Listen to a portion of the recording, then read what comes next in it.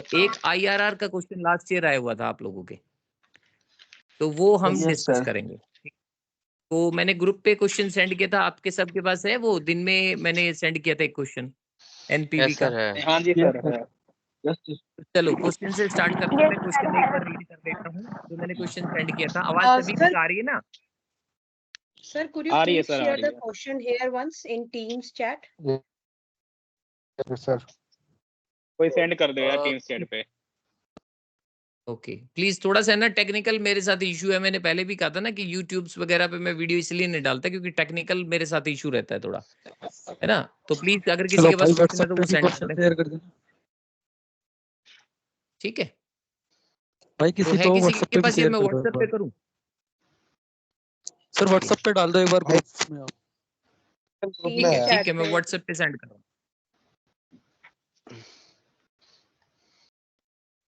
Okay मैं WhatsApp पे send कर रहा हूँ, एक सेकंड रुकिए। चैट में डाल दिया अगर किसी को देखना है तो। ओके हो गया। चैट में डाल दो ना इमेजेस में आना चाहिए।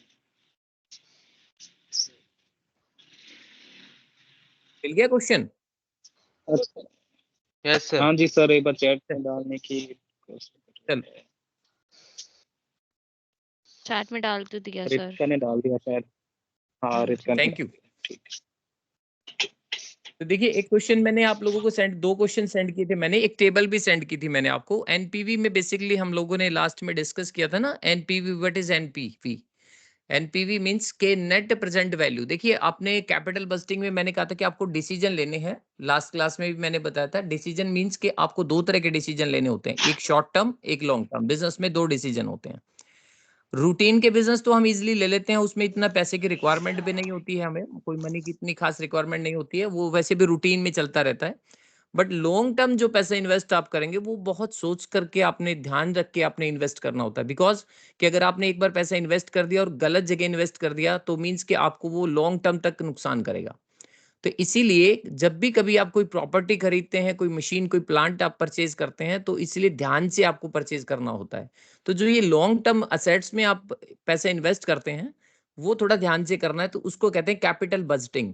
तो मेनली जो क्वेश्चंस हमारे पेपर के अंदर आते हैं तो कैपिटल बजटिंग में लॉन्ग टर्म असेट्स में तो बहुत सारी चीजें होती हैं, बट आपका जो होगा ना वो मशीनरी का क्वेश्चन होगा, प्रोजेक्ट का क्वेश्चन होगा कि प्लांट एंड मशीनरी आप परचेज करते हैं तो एक की जगह दो प्रोजेक्ट भी हो सकते हैं, तीन भी हो सकते हैं, चार भी हो सकते हैं। तो वो जिस जिस लेवल पे, क्योंकि मैं स्टार्टिंग से करा रहा हूं तो आपको थोड़ा सा नॉर्मल क्वेश्चन करेंगे, फिर उसके बाद थोड़ा डिफिकल्ट लेवल करेंगे, फिर थोड़ा और डिफिकल्ट लेवल करेंगे। तो मींस आज जो मैं क्वेश्चन आपको करा रहा हूँ वो बहुत ही सिंपल सा क्वेश्चन है। तो देखिए जिसमें एक company require an initial investment है 40,000। मान लीजिए एक क्वेश्चन मिल गया ना सभी को? Yes sir. Yes sir. हाँ ओके। तो हाँ एक चीज तो आप ये ध्यान रखिएगा कि आपके पास दो ऑप्शन है, या तो जब मैं क्वेश्चन करा रहा हूँ उसके बीच में कोई प्रॉब्लम आती तो वहां पूछ सकते हैं, या फिर आप है ना लास्ट में पूछ लेना मेरे से एक ही बार में कि सर इस क्वेश्चन में ये पॉइंट हमें क्लियर नहीं हुआ। वैसे मुझे उम्मीद है कि मैं इतना आराम से कराऊंगा कि क्वेश्चन आपको कोई प्रॉब्लम आएगी नहीं वैसे। ठीक है तो एनीवे स्टार्ट करते हैं। And company require an initial investment of 40,000। Company ने किसी प्रोजेक्ट के अंदर 40,000 आज इन्वेस्ट कर दिया, आज मान लीजिए 24 में इन्वेस्ट किया 40,000। अब इसका जो एस्टिमेटेड नेट कैश इनफ्लो दिया हुआ है क्वेश्चन में आप सभी को दिख रहा होगा। ईयर फर्स्ट ईयर में मिल रहा है आपको 7,000, सेकंड ईयर में मिल रहा है 7,000, थर्ड ईयर में मिल रहा है 7,000, और इस तरीके से कंटिन्यू जब आप चलेंगे तो टोटल इन्वेस्ट आपका इनफ्लो है 10th ईयर के अंदर आ गया 4,000। तो मैं क्वेश्चन यहाँ लिख भी देता हूं क्योंकि हमें क्वेश्चन चाहिएगा। सर फुल स्क्रीन सर आपका देखिए वीडियो आप नहीं पूरा आ रहा है, उसमें आपका सिर्फ पेन दिख रहा है। ये पता नहीं यार, ये है ना इसीलिए थोड़ा सा मेरे को रहता है ये। एक मिनट, अभी अभी देखना जरा, दिख रहा है क्वेश्चन कैपिटल बस? दिख रहा है सर, कैपिटल अभी तो दिख रहा है सर दिख रहा है। ओके ठीक है थैंक यू। थोड़ा सा ध्यान रखिए क्योंकि मैंने फिर कह रहा हूँ मैं टेक्निकली मेरा थोड़ा सा स्ट्रांग नहीं है ये, बाकी क्वेश्चन में कुछ भी पूछ सकते हैं आप।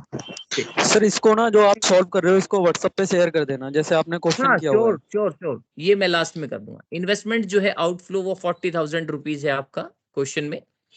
इसके बाद जो है आपने क्या करना है, कभी भी कोई भी क्वेश्चन आ जाए कैपिटल बजटिंग का, कोई भी क्वेश्चन आ जाए, सबसे पहला जो कॉलम आप हमेशा रखेंगे वो रखेंगे ईयर। कि नंबर ऑफ ईयर जो है हमारे कितने हैं। तो नंबर ऑफ ईयर यहाँ पे देखिए इनफ्लो प्रॉफिट कितने सालों में आ रहा है, फर्स्ट, सेकंड, थर्ड, 4, 5, 6, 7, 8, 9 एंड 10। उसके बाद दूसरे में आप प्रॉफिट रखेंगे। प्रॉफिट क्वेश्चन में जनरली हम ये मान के चलते हैं कि क्वेश्चन में जो प्रॉफिट आपको गिवन होंगे वो होंगे आपके profit after tax and before depreciation. Means कि आपका देखिए कोई भी प्रॉफिट जब आप जनरेट करते हैं, कोई भी प्रॉफिट आपका आता है बिजनेस में, थोड़ा ध्यान से सुनना ये कंडीशन जो मैं अभी बता रहा हूँ। जब भी कोई प्रॉफिट बिजनेस में आता है तो सबसे पहले हम बिजनेस के एक्सपेंसेस को लेस करने के बाद डेप्रिसिएशन लेस कर देते हैं, इंटरेस्ट लेस कर देते हैं। उसके बाद जो बच जाता है उसके ऊपर हम टैक्स पे करते हैं। टैक्स पे करने के बाद जो बच जाता है प्रॉफिट उसको बोलते हैं EAT, earning after tax. Earning after tax के अंदर हम डेप्रिसिएशन को वापस ऐड करते हैं ताकि हमें कैश का फ्लो पता चले, क्योंकि यहाँ प्रॉफिट की बात नहीं हो रही है, कैश फ्लो की बात हो रही है, कैश इनफ्लो की बात हो रही है। इट मींस कि कैश इनफ्लो आपका, क्योंकि डेप्रिसिएशन हमने जो लेस किया था वो पे तो नहीं किया हमने, क्योंकि वो एक्सपेंसेस तो नहीं था हमारे लिए, तो हमने बाहर के ही आउटसाइड में पे नहीं किया, तो वो हमारी पॉकेट में है, तो इसलिए आपने उसको वापस ऐड कर देना है। ओके, तो अब हमारे पास क्वेश्चन में आगे क्या रह गया, प्रॉफिट आ गया आपके पास after tax but before depreciation, तो डेप्रिसिएशन ऐड करके। तो क्वेश्चन में आपको ये सीधा दिया हुआ मिलेगा, तो इतनी कैलकुलेशन करने की जरूरत नहीं है, बट फिर भी मैंने लास्ट क्लास में एक क्वेश्चन कराया था। तो अभी इस क्वेश्चन को जो मैं प्रॉफिट यहाँ पे लिख रहा हूँ, ये आप मान के चलें कि ये प्रॉफिट जो है वही है जो मैं अभी बोल रहा हूँ, 7,000, दूसरे साल भी फिर से 7,000, तीसरे साल भी 7,000, फोर्थ ईयर भी 7,000, उसके बाद नेक्स्ट ईयर है 7,000, फिर है 6,000। ध्यान से समझना है सभी ने क्वेश्चन। इसके बाद है, सॉरी 8,000 है, मैंने 6 लिख दिया गलती से। उसके बाद है 10,000, 15,000, के बाद है 10,000 एंड 4,000। आप ये मान के चलेंगे ये जो प्रॉफिट दिए हुए हैं मैंने यहाँ पर, ये जो प्रॉफिट आपके पास दिख रहे हैं, जो प्रॉफिट है, ये सारे के सारे प्रॉफिट क्या है आपके, ये प्रॉफिट है, टैक्स हम ऑलरेडी पे कर चुके हैं, और टैक्स पेड करने के बाद जो बचा प्रॉफिट उसके अंदर हमने डेप्रिसिएशन इंक्लूड किया हो, तो मतलब आपको वो मेहनत नहीं करनी एटलीस्ट, तो ये प्रॉफिट आपके पास है। सर ये आपके पूरा स्क्रीन शेयर नहीं है सर, ये हाफ स्क्रीन शेयर है। मतलब नहीं सर पूरा दिख रहा आपको है। शेयर नहीं है ये, सर आपके अपने अलावा फोन नहीं, पूरे और स्क्रीन शेयर है। सर अपने फोन को घुमा लीजिए। स्टूडेंट की स्क्रीन की तरह आप ही का दिख रहा है सर। नहीं आ रहा सर, नहीं सर फोन का नहीं, मैं कह रहा हूँ सर आपके अलावा ना 3 बंदे और भी हैं जिसका स्क्रीन शेयर है, तो आपकी ना स्क्रीन पूरा आ नहीं रहा है इस पे नहीं स्क्रीन नहीं पे। ऐसा क्योंकि सर ऐसा- कैमरे से ऐसा- पढ़ा रहे हैं यार फोन से। सर सर पोर्ट्रेट आप कैमरा ऑन लैंडस्केप कर करके री लॉग इन कर लो आप। ठीक है सर तो फोन फोन के पे कैमरे से पढ़ा रहे हैं था। तो वैसे व्यू आ रहा है। अभी सही है। सर पहले पहले ठीक था सर, नहीं सर ये उल्टा दिख रहा है अभी तो। ओके, हाँ सर ऐसे पहले रखो। वाला जी सर, बस, हाँ जी बढ़िया बढ़िया। यस सर, ऐसे ही कराइए आप। यस सर ओके चलो। जी। देखिए इसके बाद जो प्रॉफिट आ गया क्वेश्चन में, आप लोगों ने अब क्या करना है, क्वेश्चन को आगे मैं रीड कर देता हूँ। आगे लिखा हुआ है using 10% as the cost of capital, it means के रेट ऑफ डिस्काउंट, जिसको मैंने क्लास में बोला था डिस्काउंटेड रेट। तो व्हाट डज इट मीन, मतलब देखो जो डिस्काउंटेड रेट क्वेश्चन में आपको गिवन होगी, इट मींस कि वो आप ये समझ के चले वो इन्फ्लेशन की रेट है। अगर देखिए मैंने आपको क्लास में भी बताया था कि अगर पैसा 1,00,000 रुपया आज आप अपने पास रखें और उसको 10 साल तक अपने घर में ही रखें, तो वो 1,00,000 रुपया तो रहेगा, बट उसका लॉजिक क्या रहेगा, उसका बेनिफिट क्या रहेगा, वो तो 1,00,000 तो है, बट आप जो प्रोडक्ट आज 1,00,000 में खरीद सकते हैं वो 10 साल बाद तो नहीं खरीद सकते। तो इट मीन्स कि आपको क्या करना चाहिए, उस पैसे को कहीं इन्वेस्ट कर देना चाहिए। जब आप उसको इन्वेस्ट करेंगे तो कुछ ना कुछ आपको इंटरेस्ट भी मिलेगा उसके ऊपर, तो हम उसको डिस्काउंटेड रेट कहते हैं। ठीक है, तो वो डिस्काउंटेड रेट आपकी 10% क्वेश्चन में दी हुई है कि अगर आप पैसे को इन्वेस्ट करेंगे तो वो 10% हर साल बढ़ता चले। सर एक क्वेश्चन है मेरा। हेलो। हाँ पूछिए। हाँ सर, आपने जैसे पहले जो ऑफलाइन क्लासेस में कराया था क्वेश्चन, उसमें 50% आपने टैक्स लगाया था, तो वो टैक्स लगाया आपने था। घटाया, तो इसमें वो टैक्स सर इसमें घटाया हुआ है या फिर हमने फिर घटाना पड़ेगा इस क्वेश्चन में? ये देखिए मैंने अभी बोला था कि ये जो प्रॉफिट क्वेश्चन में दिया हुआ है इसमें ऑलरेडी टैक्स घटा हुआ है, डेप्रिसिएशन ऐड हो रखा है, मतलब आपको वो सारी मेहनत नहीं करनी जो मैंने क्लास में करवाई थी। अच्छा सर, ये मतलब ठीक सारे है। क्वेश्चनों में होगा या फिर हमको अजम्पशन करना पड़ेगा ये? नहीं नहीं नहीं नहीं, आप मेरी बात ध्यान से सुनिए, है ना, मेरी बात ध्यान से सुनिए। देखिए क्वेश्चन में अगर आपको 50% टैक्स रेट दे दे तो इट मींस कि आपको वो घटाना पड़ेगा। इस क्वेश्चन में टैक्स की रेट नहीं है, इट मींस कि हम ये मान के चलेंगे कि टैक्स ऑलरेडी घटा हुआ है। ठीक है सर, ओके। ठीक है, तो ये चीज आप एज्यूम करके चलें बिल्कुल के टैक्स वैक्स सब कैलकुलेशन हो चुकी है। इसने सीधा आपको क्वेश्चन में क्या दे दिया, क्योंकि देखिए 3-4 चीजें जब वो पूछेगा क्वेश्चन में, मैंने आपको बताया रेट होती है जो ऊपर मैंने ट्रेडिशनल। मैगी के लिए भेजा, ऊपर मैगी सर के लिए भेजा। ये प्लीज आप माइक ऑफ कर लीजिए थोड़ा सा, है ना, देखो सारी क्लास डिस्टर्ब हो जाएगी लास्ट में, आज किसी तो को कोई कनेक्शन बंद करिए ना वो। कार्तिक भाई हेलो माइक ऑफ करो अपनी। कार्तिक भाई कार्तिक म्यूट कर म्यूट ले कर लो यार। यार, कौन है? हेलो ठीक बेटा। अब इसके बाद हमारे पास क्या है, 10% जो रेट ऑफ आपकी मैंने बताई थी डिस्काउंटेड रेट है, इसके लिए मैंने एक टेबल सेंड की होगी आपके पास, तो उसकी हेल्प अभी हम लेंगे यहाँ पर। आगे क्वेश्चन में पूछा क्या है पहले तो वो देखेंगे। सबसे पहले पूछा पे बैक पीरियड। मैंने आपको बताया था पे बैक पीरियड में आप जो आंसर निकालेंगे वो टाइम्स में निकालते हैं हम, कि हम कितने टाइम में अपना पैसा। दूसरा जो है NPV, net present value, it means कि जो फ्यूचर में पैसा मिलने वाला है उसकी आज के दिन वैल्यू क्या है। क्योंकि 1 लाख रुपए अगर कोई आपको आज दे और एक आपको 5 साल के बाद दे, तो कौन सा बेटर है? आज पैसा मिले वही बेटर है, क्योंकि 5 साल के बाद तो उसकी वैल्यू कम हो जाएगी। तो जो फ्यूचर में मिलने वाली वैल्यू है उसकी आज के दिन क्या वैल्यू है। जैसे मान लीजिए मैं इसी एग्जांपल को ले लेता हूँ। देखो ये आपके 10 ईयर के प्रॉफिट्स दिए हैं, तो ये 4000 तो दिख रहा है ना आपको 10th ईयर में मिलेगा। तो ये 4000 की वैल्यू 4000 थोड़ी रहेगी उस टाइम तक हमारी, इसकी वैल्यू तो कम हो जाएगी। तो इसका मतलब हुआ कि यानी कि इसकी वैल्यू कितनी कम हो जाएगी वो हमें यहाँ पे प्रेजेंट वैल्यू जो फैक्टर है डिस्काउंटेड रेट उसकी हेल्प से निकाल, वो हम अभी निकालेंगे। इसके बाद तीसरा चीज जो हमने निकाला इसमें क्वेश्चन में इंटरनल रेट। ये क्वेश्चन आपने कंप्लीट समझ लिया तो इसके बाद आपका लास्ट ईयर का जो क्वेश्चन है हम उसको निकाल के देखेंगे तो इजीली निकल जाएगा, आपको कोई प्रॉब्लम नहीं आएगी, बहुत आसानी से निकल जाएगा। मैंने क्या कहा था कि पहले किसी का माइक भाई ऑन है म्यूट अभी। कर लो यार।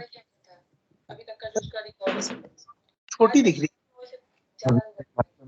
म्यूट कर ले भाई मेरे। अभिषेक म्यूट कर ले यार। देखिए अब इस क्वेश्चन सब मैंने कहा आप जो स्टार्ट करना है वो ईयर का होगा, दूसरा आपका प्रॉफिट होगा। ठीक है, प्रॉफिट के बाद आपको जो नेक्स्ट जो है आपका प्रॉफिट मींस कि यहाँ पे कैश फ्लो की बात कर रहा हूं मैं लिख भी देता हूं, ये कैश फ्लो लिखे आप, इनफ्लो, कैश इनफ्लो। ठीक है, ये जो प्रॉफिट है वो कैश इनफ्लो है। यहाँ पे तीसरा जो है मैंने वो कहा था आपको डिस्काउंटेड फैक्टर लिखेंगे आप, डिस्काउंटेड रेट। तो ये क्वेश्चन में डिस्काउंटेड रेट लिखेंगे आप। तो डिस्काउंटेड रेट में क्या करना है, आपकी क्वेश्चन में कितनी गिवन है, देखो मैंने ऊपर बताया था आपको 10%।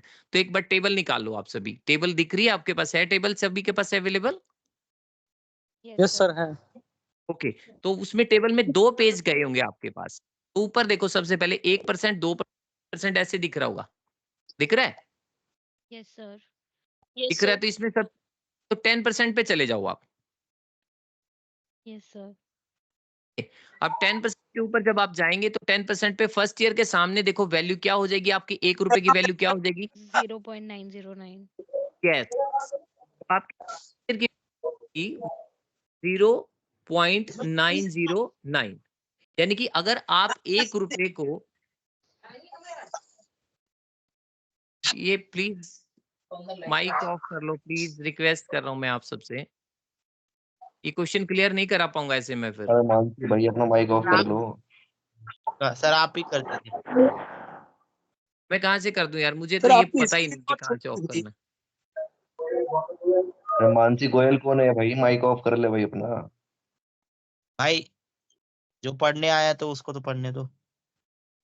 माइक ऑफ चलो कर लो। देखिए, देखिए सर ये आपकी इसमें स्क्रीन हमारे बहुत पास छोटी दिख रही है। छोटी स्क्रीन दिख रही जी है। सर अपनी थोड़ा स्क्रीन को अगर डिवाइड फोन करिए से सर। देख, फिलहाल फोन में इतनी दिखेगी तो सर सही दिखा रहे हैं। सर आप कराओ, जो दिख रहा है दिख रहा है। सही दिख रही है, आप पढ़ाइए। Guys, please cooperate. ठीक, व्हाट्सएप पे ठीक। मिल जाएगा सबको आंसर इसका।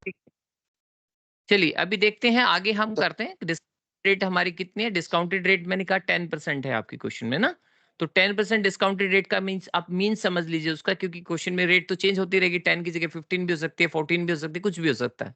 तो इट मींस कि आप देखिए 10% का मतलब है कि 1 रुपया, अगर 1 रुपीज की अगर मैं बात करूं आज आपके पास है और आपने उसको कहीं इन्वेस्ट नहीं किया, तो आफ्टर 1 ईयर उसकी वैल्यू 10% डाउन हो जाएगी। इट मींस कि उसकी वैल्यू बचेगी लगभग 90 पैसा।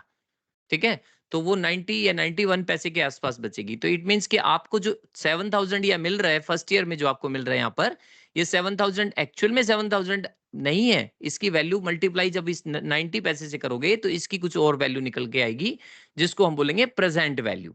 ठीक है, तो इसको मल्टीप्लाई करेंगे। तो पहले मैं सबसे पहले डिस्काउंटेड रेट लिख लेता हूं, आप टेबल सभी निकाल लें उसके अंदर। तो फर्स्ट ईयर की देखोगे तो आपको 0.909 दिखेगी, सेकंड की जो है 0.826 दिख रही है, तीसरे साल की अगर आप देखोगे तो 0.751 है, मैं लिखता चल रहा हूं इन सभी को।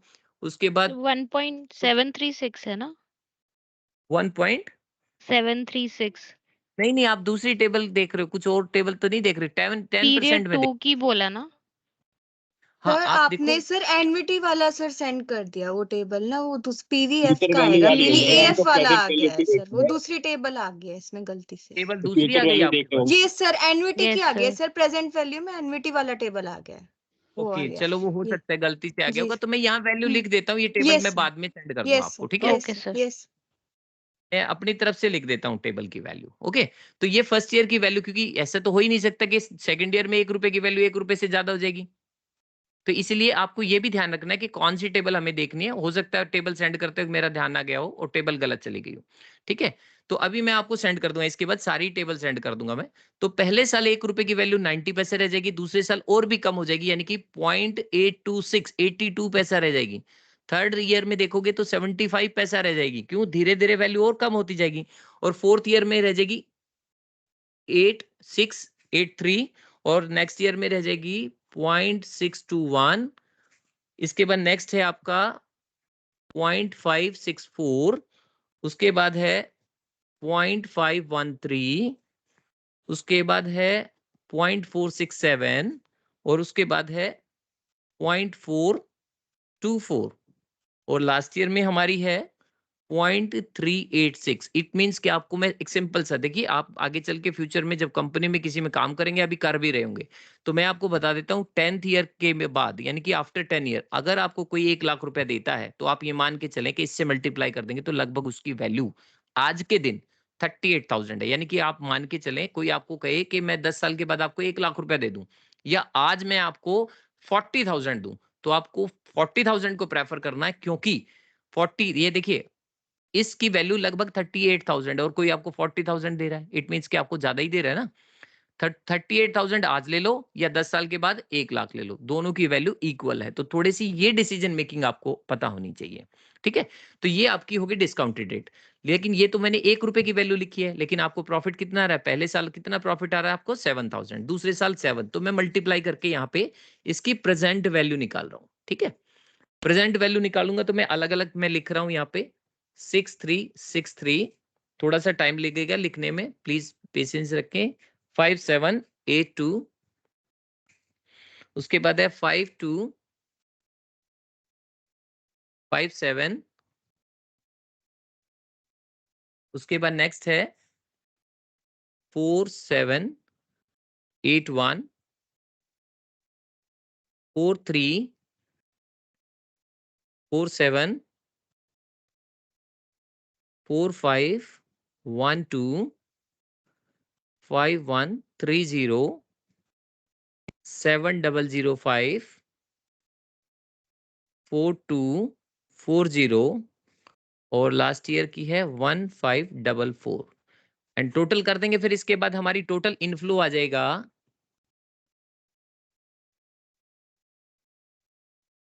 टोटल इनफ्लो है हमारा 48,961। अभी आप देखेंगे यहाँ पर ध्यान से, तो थोड़ा सा समझने का क्या है, देखो अगर मैं यहाँ पे इसको अगर मैं फ्लो मानता, इनफ्लो मानता, ये जो प्रॉफिट्स दिख रहे हैं, तो ये कितना दिख रहा है, देखो मेरे को बहुत सारा, लगभग ये मान के चलो 70-80,000 के करीब दिख रहा है। इट मीन्स कि कोई एक आम आदमी अगर डिसीजन लेगा कैपिटल बस्टिंग में, तो वो क्या देखेगा, 40,000 मेरे को मैंने इन्वेस्ट किया, लगभग 80,000 मेरे को 10 साल में मिल गया, 80,000 से ज्यादा ही लग रहा है, ये कैलकुलेट करके देखेंगे तो 80,000 या 80 के सराउंडिंग होगा। तो 80,000 इट मींस कि मुझे डबल इन्वेस्टमेंट जितना किया उसका डबल मेरे को रिवेन्यू हो रहा है। बट नहीं, आप इन्फ्लेशन को अगर काउंट करोगे तो आपको डबल नहीं हो रहा है, आपको टोटल अगर आप प्रेजेंट वैल्यू देखोगे तो इसकी वैल्यू आ रही है लगभग 48,961। इसका मतलब सिर्फ 8,961 रुपए, यानी कि 8,961 रुपीज आपको एक्स्ट्रा मिल रहा है। तो आप यहाँ इसमें से जब लेस करेंगे, लेस कर देंगे इसमें से आपका इन्वेस्टमेंट, कितना था आपका 40,000। तो बाकी बचा हुआ जो 8961 है इसको हम बोलेंगे एनपीवी। ये जो वैल्यू है इसको बोलेंगे सीवी आपकी, ठीक है। क्यूमुलेटिव वैल्यू हो गई आपकी, यानी कि आप इसको प्रेजेंट वैल्यू भी बोल सकते हैं, ये प्रेजेंट वैल्यू। और यहाँ पे जो डिफरेंस आ गया 40,000 लेस करने के बाद इसको बोलेंगे एनपीवी। अब यहाँ इसके बाद हम एनपीवी के बाद आगे जो चलेंगे वो पे बैक पीरियड देखेंगे। इसी में ही पे बैक पीरियड पहला मैंने निकाल दिया एनपीवी। आप मुझे यहाँ तक कोई क्वेश्चन है तो पूछ लें, नहीं तो फिर मैं इसके बाद दूसरा इसी का पार्ट कराऊंगा मैं आपको पे बैक। यहाँ तक कोई भी डाउट? चलते ये बता दीजिए। हाँ हाँ, ये डिस्काउंट कहाँ से आया, कैसे निकालते हैं ये सिखा दीजिए। कैसे निकालते हैं? हाँ ठीक है, गुड। तो देखिए मैंने लास्ट क्लास में बताया था, शायद आपने अटेंड नहीं की, तो मैं आपको ये डिस्काउंटेड रेट बता देता हूँ। अगर इन केस टेबल अवेलेबल ना हो आपके पास, क्योंकि हो सकता है कि टेबल आप ले जाना भूल जाएं या टेबल अवेलेबल ना हो एग्जाम में, तो उस केस में आपको कैसे करना है।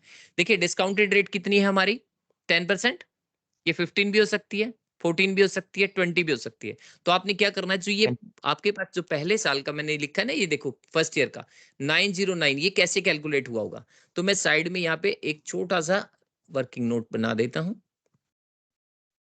आपने क्या करना है, ऊपर रखना है जो रेट है आपकी, वो रेट है मान लीजिए 10, या आप 100 रख सकते हैं। नीचे क्या करना, आप 100 और नीचे रखेंगे 100 प्लस रेट। तो कितना आ गया आपका, ऊपर 100 आ गया, नीचे 110 हो गया। इसको डिवाइड करके देखो एक बार जरा कैलकुलेटर में डिवाइड करोगे तो ये आ जाएगा आपका 0.909, यानी कि फर्स्ट ईयर की वैल्यू हो गई आपकी 0.909। क्लियर हो गया? Yes sir. Hello, yes sir, clear हो यस गया? सर। अब कोई आपसे पूछे कि सेकेंड ईयर की वैल्यू कैसे निकालें सर? हाँ हाँ सर इसमें ये रेट क्या प्लस किया आपने? रेट देखिए, रेट 10% है ना। क्वेश्चन में कितनी रेट दी हुई थी, इस क्वेश्चन के अकॉर्डिंग कितनी थी? इस क्वेश्चन के अकॉर्डिंग इस क्वेश्चन में देखो 10%। 10%। अगर मान लीजिए 10%, अगर मान लीजिए ये 15 होती, देन क्या करते फिर आप? प्लस 15 कर देता। 100 प्लस यस, ऊपर होता 100, ऊपर होता 100 और नीचे होता 100 प्लस 15। इट मीन्स के नीचे ऊपर आ जाता 100 और नीचे आ जाता 115, और उसको डिवाइड कर दो, पहले साल की वैल्यू पता चल जाएगी कितनी आपकी डिक्रीज हो रही है। अब आपने क्या करना है, दूसरे आपसे सेकंड ईयर कोई पूछेगा, अब आप सेकंड का पूछेगा, अब मैं वही बता रहा हूँ। दूसरा क्या करना है, अब पहले साल का आपने कैसे किया था, 100/110 किया था, तो दूसरे का भी तो वैसे ही करेंगे, मल्टीप्लाई कर देंगे दूसरे साल को और मल्टीप्लाई कर दे 100 प्लस 110। या फिर आसान तरीका कौन सा है, 0.909 पहले साल की वैल्यू आपको पता ही थी, इसकी भी यही सेम आनी है। दोनों को मल्टीप्लाई करके देखोगे तो आपका आंसर आ जाएगा 0.826, जो अपनी यहाँ इससे मैच हो रही है। देखो इससे ये दूसरे साल की वैल्यू आ गई। क्लियर हो गया? ठीक है सर। आप ये सही तीसरे साल में भी 3 यस यस मल्टीप्लाई यस, होगा। तीसरे साल में Twice आपको क्या multiply. करना है, कितनी बार मल्टीप्लाई करेंगे आप? 3 बार ना, 3 बार नहीं करना। अब आप सोचो, देखो 2 साल की वैल्यू, 2 इयर्स की वैल्यू आपने ये निकाल ली, तो 2 साल की वैल्यू सीधा ही ऐसे रखो ना भाई, 0.826 और जी। मल्टीप्लाई क्या कर दो, थर्ड ईयर में क्या कर दो, फिर से वही 909। क्लियर हुआ? Yes, sir. ठीक है सर। बस सिंपल। तो टेबल अगर आपको अवेलेबल ना हो तो आप इस तरीके से कर सकते हैं। सर ये फाइनल टेबल कॉलम एग्जाम का में टेबल हेडिंग क्या है? हेलो सर ये फाइनल क्लियर है? हाँ कॉलम का हेडिंग क्या है जिससे हमें सीपीवी मिलती है? ये जो आपकी वैल्यू, हाँ जी सर, ये 48,000 वाले का हेडिंग क्या होगा टेबल में? ये प्रेजेंट वैल्यू लिखा हुआ है मैंने, देखो ये रहा अच्छा प्रेजेंट ठीक है वैल्यू। सर, जी ठीक है। ये आपकी प्रेजेंट वैल्यू है, जो इनफ्लो हो रहा है यहाँ पे, जो इनफ्लो है आपका, उसकी डिस्काउंटेड से मल्टीप्लाई करके प्रेजेंट वैल्यू निकाल लेंगे, और प्रेजेंट वैल्यू जो आएगी टोटल, उसमें से अगर आप इन्वेस्टमेंट लेस कर देते हैं तो आपका एनपीवी आ जाएगा। क्वेश्चन में यही आपसे पूछा जाएगा। और जो टेबल है ना, टेबल वो भी आपको सीक्वेंस में लेके जानी है, उसमें कोई इश्यू नहीं है। वैसे तो बिल्कुल इजीली है, आपको अगर डिक्रीजिंग वैल्यू देखनी है तो आपको पता ही चल जाएगा। जैसे अब मैंने यहाँ लिखा है, पहले केस में लिखा 90 पैसा है, फिर 82 पैसा है, फिर 75 पैसा है, ये तो धीरे धीरे डिक्रीज ही होगी ना वैल्यू इन्फ्लेशन की वजह से। अच्छा। हाँ, और इसका नाम जो है ना, टेबल का नाम मिलेगा आपको, फैक्टर फॉर प्रेजेंट वैल्यू और फ्यूचर ठीक है, तो अमाउंट जो है आपकी वो कैलकुलेट करनी है आपने। अब इसके बाद मैं पे बैक करा दूं, अगर यहाँ तक क्लियर है सभी को तो। Yes sir, clear. Yes sir. चलिए, तो पे बैक सर मेथड जो है आपने ना, ये हेलो हाँ सर, हाँ ये बोलिए। आपने नीचे जो फॉर्मूला ये जो कैलकुलेशन करी है सर, ये एक बार समझा दोगे? Why not. ये देखिए प्रेजेंट वैल्यू हो गई ना आपकी, यहाँ तक आपने ऐड कर दी इन सभी को, ये दिख रहा है आपको? ये एक तो फोन यस में सर, है ना हाँ। बड़ा प्रॉब्लम, ये प्रेजेंट वैल्यू यस हो सर, गई ना ठीक है। यहाँ पर आपकी। इसमें ठीक से है लेस सर। करना है आपने इन्वेस्टमेंट, यानी कि आपका फॉर्मूला ठीक जो है। बनेगा ना, वो एनपीवी इक्वल टू होता है पीवी माइनस इन्वेस्टमेंट। ठीक है, क्लियर? Clear sir. ओके, तो अब पे बैक करूंगा। पे बैक में थोड़ा सा आप लोगों ने ध्यान रखना है। अब अपना माइक ऑफ कर दीजिए जब तक मैं पे बैक कराता हूँ तब तक। अभी सुनिए, पे बैक मेथड दो तरीके से हो सकता है। मैंने क्लास में बताया था आपको, एक ट्रेडिशनल अप्रोच से लोग करते हैं, बट मॉडर्न अप्रोच से भी आप उसको कर सकते हैं। फिलहाल मैं इस क्वेश्चन में तो कराऊंगा आपको ट्रेडिशनल अप्रोच से, अगला एक क्वेश्चन और लेंगे तो उसमें मॉडर्न अप्रोच से मैं करा के दिखाऊंगा पे बैक किस तरीके से करते हैं। तो पे बैक में आपको क्या करना, बड़ा सिंपल सा है। पे बैक मेथड में आपको देखना है टोटल इन्वेस्टमेंट कितना था हमारा, सबसे पहले वो लिख लो टोटल। 40,000। हाँ, एक मिनट, मुझे ये नहीं लग रहा कि आपको दिख रहा है, वैसे मैं क्योंकि फोन भी पकड़े हुए हूँ एक हाथ यस से और सर। पेन कॉपी भी देख हैंडल कर रहा हूँ। 40,000, ठीक है। ये थोड़ा सा छोटा दिख रहा है, बहुत छोटा दिख रहा है। जो आपका एक आइकॉन दिख रहा है उसी में दिख रहा है ये विंडो। सर फोन से करा रहे हैं ना, इसलिए सर फोन से उस करा रहे हैं आइकन ना को ना कॉपी। क्लिक कर दो एक बार, तो वो बड़ी हो जाएगी स्क्रीन फोन पे भी। 84 सी बड़ी हो रही है केवल। सर फैन दिखा, फैन दिखा। फैन दिखा? हाँ, फैन दिख रहा है बस। ठीक है, दिख रहा है। जैसा वैसा करा दो। कितनी फैन दिख रहा है? नहीं सर, सही दिख रहा अपनी है। नहीं सर, दिख रहा है, सही दिख रहा है। ठीक है, मुझे मुझे भी तो बहुत सर सारे प्रॉपर फैन दिख दिख रहा रहे है, मुझे तो सर आप एक प्रॉपर दिख ट्राइपॉड रहा ले है लो, आप पूरा। हाथ में पकड़ के ना थोड़ी दिक्कत हो रही होगी। हैं। सर हाँ, पीओपी नेक्स्ट क्लास दिखी में थी आपके लिए सर। ला देंगे सर। सर मैं आपको व्हाइट बोर्ड पे काम करना सिखा लेंगे सर अगली क्लास में बैठ के। आप उस पे किया करो सर, आपके लिए हेल्पफुल रहेगा। ठीक इसमें है, ही रहता है, इसमें टीम्स में व्हाइट बोर्ड रहता है। चलिए। हेलो, अभी पहले करा ले। ठीक है, नेक्स्ट क्लास अटेंड करनी है आपने, तभी आप सिखा पाएंगे मुझे।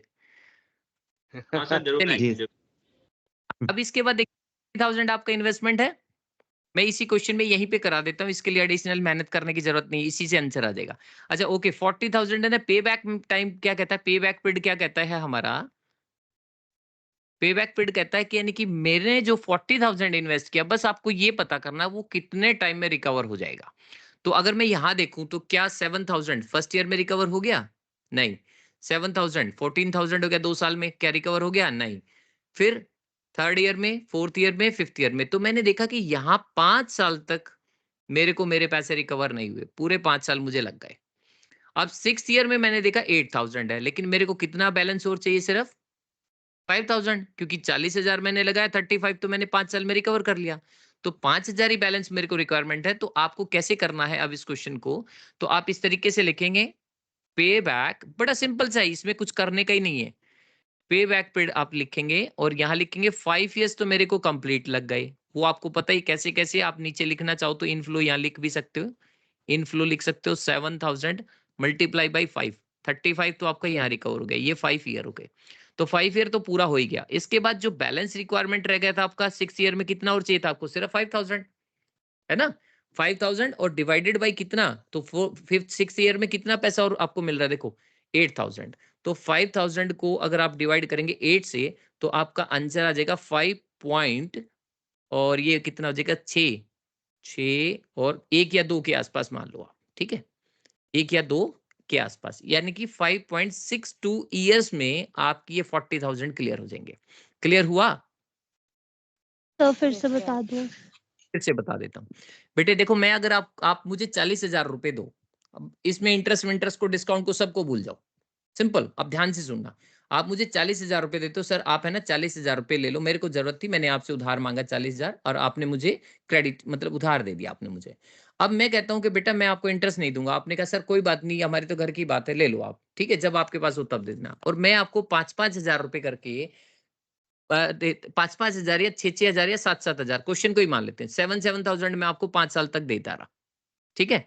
तो कितने पैसे रिकवर हो गए आपके? 7,000 35,000। मल्टीप्लाई बाई 5 कितना हुआ? 35 रिकवर हो गया आपका। अब मुझे है ना 5,000 रुपए देना है आपको, और सिर्फ 5,000। लेकिन मैंने सोचा कि आपने मेरे को देखो इतनी हेल्प की आपने 40,000, तो मैंने आपको लास्ट ईयर में 8,000 दे दिया, तो आपको तो 43 मिला। अगर 43 मिला तो पूरे साल का अगर 8,000 मैंने दिया है, और मैं कहूं कि आपको ये 5,000 ही जो बचा हुआ था वो अगर मैं दूं और 12 से उसको डिवाइड कर दें, तो आपको 1 मंथ में कितना मिलना चाहिए वो पता चल जाएगा। Yes sir. पता चल जाएगा, मतलब अगर 8,000 डिवाइडेड 12 करूं मैं आपको, तो 1 मंथ की एवरेज आ जाएगी कितना हर महीने आप कमाते हैं। मल्टीप्लाई कितना Yes, आपको sir. चाहिए, कितना राइट आपको चाहिए, कितना था 5,000, तो 5,000 से डिवाइड कर दो। तो मैंने सिंपल से क्या कर दिया कि मेरे को चाहिए टोटल 5,000 रुपए और मेरे को मिल रहे हैं 8,000, तो 5,000 जो बैलेंस बचा हुआ था डिवाइडेड बाई 8,000 करूंगा। तो मैंने सीधा ही क्या किया, मंथ डिवाइड ईयरली को डिवाइड करने की बजाय सीधा अमाउंट में डिवाइड करके 62 लिख दिया। या ये क्वेश्चन ऐसे समझो कि अगर आपको ऐसे ऐसे होता है ये क्वेश्चन कि मान लीजिए आपने 30,000 रुपए किसी को दिए और 5,000 रुपए कोई आपको दे रिटर्न, तो कितने साल में पूरे हुए? 6 साल। 6 साल में 6 हुए ना। जी। अगर आपको कोई 5,000 करके 5 साल में दे तो 25 पूरे। अगर 10,000 रुपए कोई आपको दे आखिरी साल में और पूरे करने 30, तो आखिरी साल में वो 10 दे रहा है लेकिन आपको, तो कितने साल में पूरे हुए? सर एक बार दोबारा बोलना, समझ नहीं आया। हाँ अब सुनो, देखो आपने मुझे 30,000, ये आप एज्यूम किया करो कि जो मैं बोल रहा हूँ ये क्वेश्चन आप पे चल रहा है। आपने मुझे 30,000 दिया सिंपल वे में, कोई मुश्किल नहीं है, ये तो बहुत आसान क्वेश्चन है। आपने मुझे 30,000 दिया, मैंने आपको 5 साल तक 5,000 रुपए दिए, 25,000 रिकवर हो गया आपका। जी 25,000। Yes sir. तो क्या 25,000। अब उसके बाद 6 ईयर में मैंने आपको 10,000 दिए, तो आप मुझे बता सकते हो कि आपको 30,000 रिकवर करने में कितना टाइम लगा होगा? 5.5 5 साल। 5.5 5.5 कैसे निकालना आप लोगों ने? अच्छा ये जो 5.5 बोल रहे हो बताना जरा कैसे निकाला आप लोगों ने? सर क्योंकि ये 5,000 रिमेनिंग चाहिए था और 10,000 हाँ उसने दिए हैं, और नीचे 2 1/2 हो जाएगा उसको। तो 5,000 बाय सिंपल, 10,000। जैसे आपने अभी किया कि 5,000 ऊपर रखा बैलेंस और नीचे आपको रिकवरी हो रही है 10,000, आपने डिवाइड करके हाफ बना दिया, तो मैंने भी तो यही किया है। ये देखिए मैंने 5,000 बैलेंस रिक्वायरमेंट की ना, और आखिरी साल में आपको मिल कितना रहा था छठे साल में? 8,000 डिवाइड करके मैंने ये लिख दिया, बस simple. Okay sir. Okay sir. ठीक है, ओके। अब इसके बाद जो है तीसरा जो मेथड है हमारा वो है IRR, जो आपके लास्ट ईयर के एग्जाम में आया हुआ था। तो IRR का जो मेथड है ना, उसमें क्या करना है आपको, देखिए अब आपको यहाँ पे दिख रहा होगा कि यानी कि जो पैसे हमने रिकवर किए हैं, तो ये रिकवर किए हैं, तो ये तो 48,961 दिख रहा है। Yes sir. अच्छा तो ये किस रेट से दिख रहा है? जब आपकी डिस्काउंटेड रेट कितनी एज्यूम की थी हमने? 10%। तो यानी कि अगर मैं ये मान के चलूं कि अगर 10% महंगाई बढ़ भी जाती है, तब भी जो मैंने 40,000 लगाया था उसके बावजूद भी मेरे को देखो कुछ ना कुछ एक्सेस रिकवर हो रहा है। इसका मतलब मैं ये मान के चलूं कि महंगाई अगर और ज्यादा बढ़ जाती, मान लीजिए 10 की जगह 15 ले लें, 14 ले लें, 15 ले लें, 16 ले लें, तो ये फिर आपका पॉजिटिव आता? नहीं नेगेटिव आता है। नहीं सर, नेगेटिव आता? नेगेटिव हो जाता है ये। नेगेटिव आता। ओके तो मुझे ये बताओ कि यानी कि ये 48,000 ये जो दिख रहा है हमें, ये तो 10% इसने क्वेश्चन में रेट गिवन थी, हमने निकाल ली। बट मैं कहता हूँ ये एग्जैक्ट 40,000 मेरा आंसर आए, इसके लिए क्या रेट होनी चाहिए बता सकते हो आप मुझे?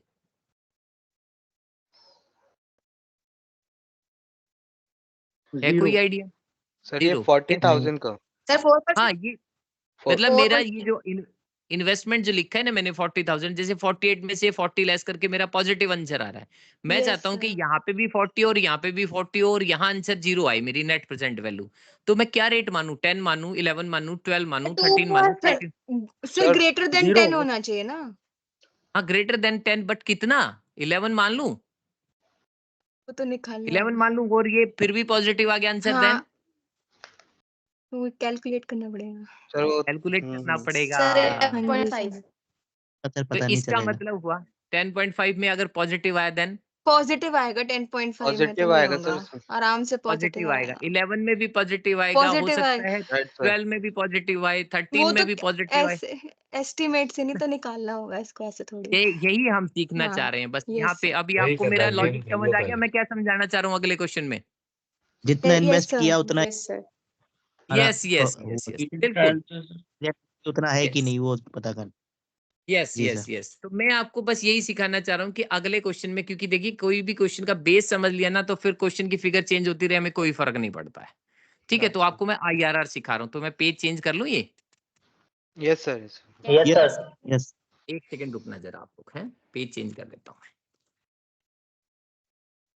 तो टेक्निकल थोड़ा सा मैं साउंड नहीं हूँ, इन चीजों में थोड़ी सी मेरे से हो जाती है गड़बड़, तो प्लीज इस चीज को इग्नोर करें सारे।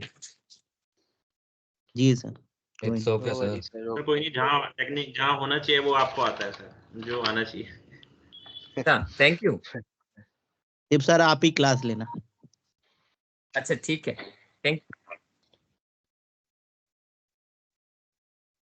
सर मुझे आपकी वीडियो विजिबल नहीं है।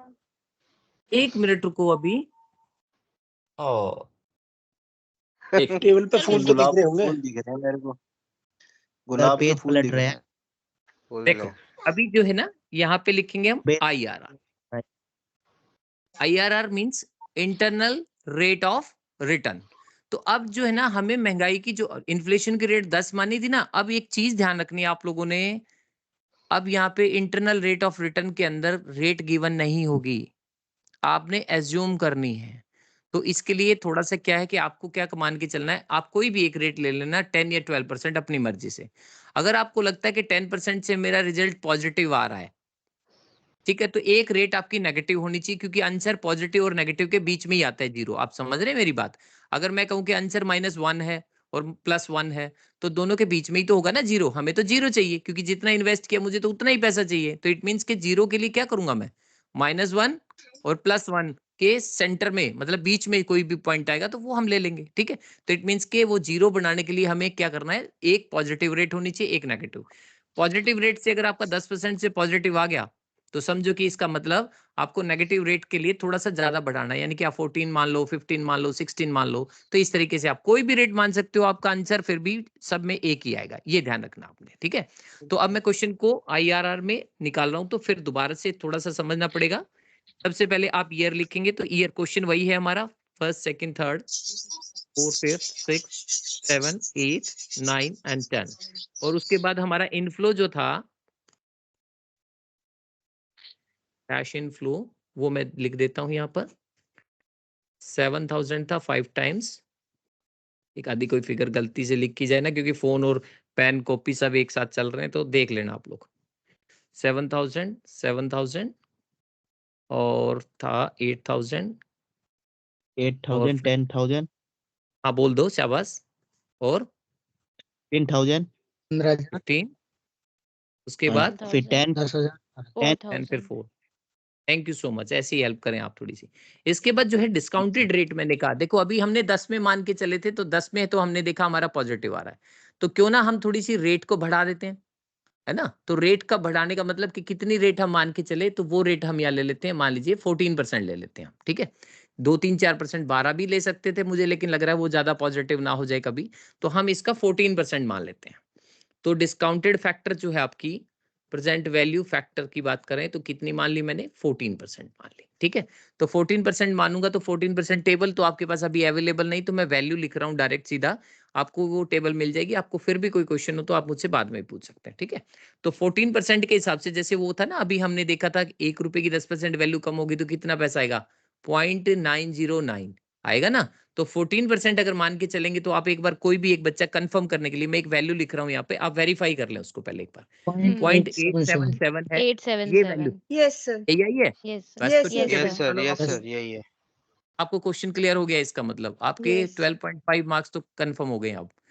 ठीक है, हम्म, 0.769, 769, 769 हाँ 675, 5 very good, 592, 592 very good, 519, 519 very good, 456, 456, 400, 400, 351 351 351 308 308 270.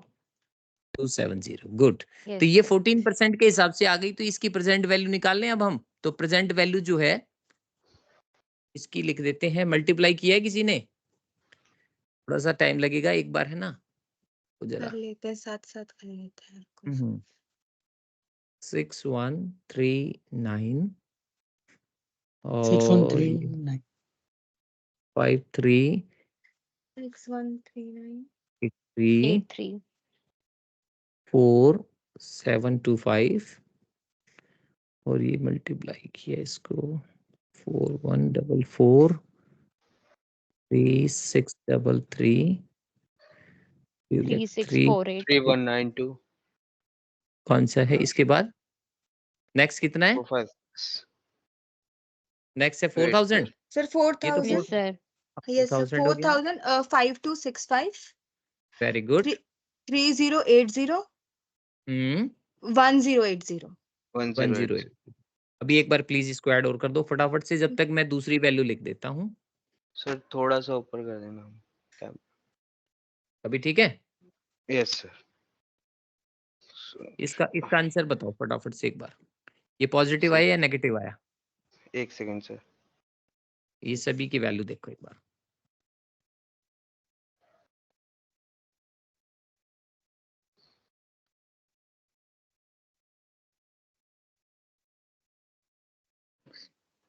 Sir ये नेगेटिव आएगा या लेस देन इन्वेस्टमेंट होगा ये? नहीं नहीं, ये पॉजिटिव नेगेटिव आप एक बार वैल्यू, एक मैंने ऐसी एज्यूम किया था 14,000, आप सर इसका 15 पॉजिटिव ही आ रहा है सर, अभी पॉजिटिव आ रहा है कितना आ रहा इसमें। है? आप value बताओ। 1098 का नहीं, आप total 41,098 हाँ 41,098 41098 यस सर 98 इट मींस के अब समझे तो नहीं क्वेश्चन। आया, 9 देखिए यस सर हमने क्या है कि 97 है। 41397 है। यस सर 97 है। ठीक है 97 कर देते। ओके देखिए, अब मैंने क्या कहा था आप लोगों को क्वेश्चन में, मैंने कहा था कि जब क्वेश्चन हम ये करेंगे तो 10% से तो हमें बहुत ही ज्यादा पॉजिटिव आ रहा था, तो मैंने कहा था यस 2-3 आप जंप करके 2-3 रेट और बढ़ा दो इसकी, ताकि थोड़ी और इन्फ्लेशन बढ़ा देते हैं, क्या पता वो नेगेटिव आ जाए। लेकिन बाई चांस की बात देखो 14 करने के बाद भी अगर आपका यहाँ पे कितना आ रहा है बेटा 41,000, तो इट मीन्स कि आप भी पॉजिटिव है हम तो, क्योंकि हमारा इन्वेस्टमेंट तो कितना है सर एक्चुअली 40,000 है ना। मिस्टेक है सर 40,000 इसमें जो क्या mistake है सर? 3648 निकाला है ना वो गलत लग रहा है। वो 3633 से ज्यादा आ रहा है, फिर 4000 और ज्यादा आ रहा है, फिर 5265 और जा रहा है, बस वो जो फैक्टर है वो तो कम हो रहे हैं।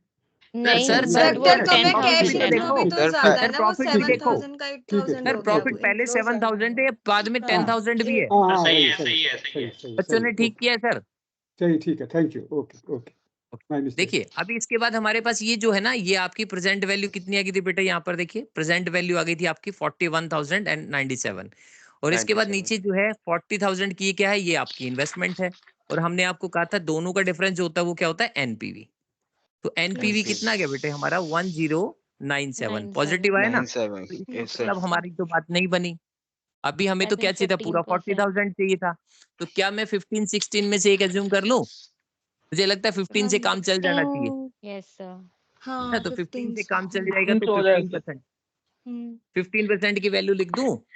Yes sir. Yes sir. Yes sir calculate किए तो फटाफट से बता दो। 870 हाँ 756 756 658 658 572 572 497 497 497 432 432 376 376 376 327 327 284 284 247 247। अब इसका यस क्या सर। करना है अपने को, फिर से वही प्रेजेंट वैल्यू मल्टीप्लिकेशन मल्टीप्लाई करेंगे 7,000 को इसके साथ, तो ये वैल्यू कितनी आ गई एक बार आप फटाफट से बता दो, या तो मुझे 6090 फर्स्ट का 6090 दूसरी वैल्यू 5292 5292 0.698 into 4606 40 40 के बाद 4606 4606। yes sir ठीक है नेक्स्ट यस सर 4046 4046 सर 4004 अच्छा 004 4004 ठीक है। उसके बाद next 3479 3479 next 3456 3456 next sir screen थोड़ा नीचे 3760 3760 60 ओके। उसके बाद 4905 490 4905 2840 840 yes Okay, next. sir 988 last 988 और Yes, इसके बाद टोटल कितना हुआ हमारा? सर एक सेकेंड 38432 8 यस सर 38432 38432 ये तो नेगेटिव में आ गया। अब तो नेगेटिव में आ गया, लेकिन एक बार कंफर्म कर लो ये सारी वैल्यू जो आपने मुझे बताई है ये ठीक है?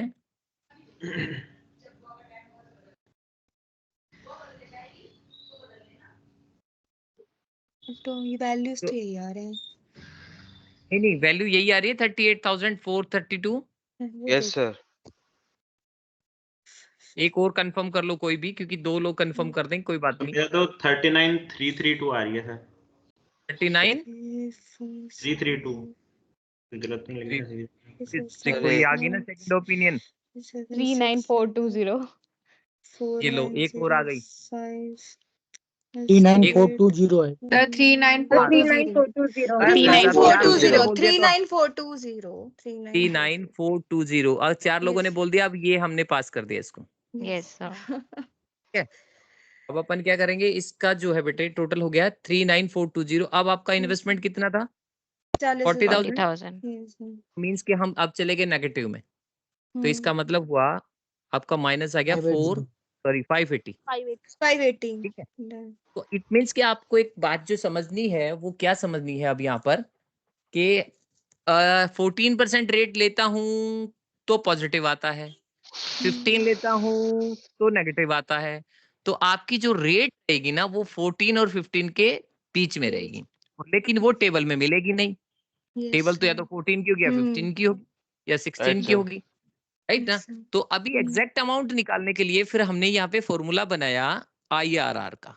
तो IRR का जो फॉर्मूला है वो सबसे दो भी है, दोनों में से आपने 2 रेट लिए हैं यहाँ पर, है ना? 2 रेट कौन कौन सी लिए हैं? एक तो 14 एक 15, तो लोअर कौन सी हुई? 14 हो गई, है ना? प्लस आप यहाँ लिखिए थोड़ा क्या हुआ सर, ये कॉपी थोड़ा ऊपर कर लीजिए। हाँ आप दिख रहा है, भी दिख रहा है जी सर। तो ये हाँ लोअर सर, रेट आप के बाद आप लिखेंगे यहाँ पर जो वैल्यू है आपकी एट लोअर रेट, ठीक है ना? जो आप NPVI है एट लोअर रेट, ठीक है, डिवाइडेड बाय करेंगे NPV एट लोअर रेट और उसमें से माइनस कर। सर दिख नहीं रहा है दिख नहीं रहा है? नहीं सर थोड़ा सा नीचे। सर सही है सर, दिख रहा है दिख रहा है। थोड़ा और NP हाँ अभी ठीक सर है? अब ठीक है, अभी ठीक है। NPV एट लोअर रेट है, इसके बाद इसमें से लेस करेंगे, माइनस करना है आपने NPV एट हायर रेट और मल्टीप्लाई करेंगे आपकी जो रेट थी कितनी थी आपकी higher rate minus lower rate, दोनों का ले लेंगे डिफरेंस। अब इसके बाद हम कर देंगे यहाँ पर इसका मल्टीप्लाई। ये हो गया आपका लोअर रेट कितना था 14%, है ना? यस सर 14% और उसके बाद जो है प्लस में कर देंगे NPV एट लोअर रेट कितना था हमारा, हमने अभी निकाला था, देखो ये रहा लोअर रेट 1097 नीचे लेंगे 1097 माइनस, और वो माइनस का कितना था हमारा 580 है ना? और मल्टीप्लाई बाय दोनों रेट का डिफरेंस कितना, हायर रेट और लोअर रेट का डिफरेंस 1% है, 1%, तो मल्टीप्लाई बाय 1 कर देंगे। अब इसके बाद 14 तो ये रह गया और इन दोनों को सॉल्व करना है, तो एक बार कैलकुलेटर से फटाफट सॉल्व एक करके सेकंड बताओ सर, एक जरा। सेकंड।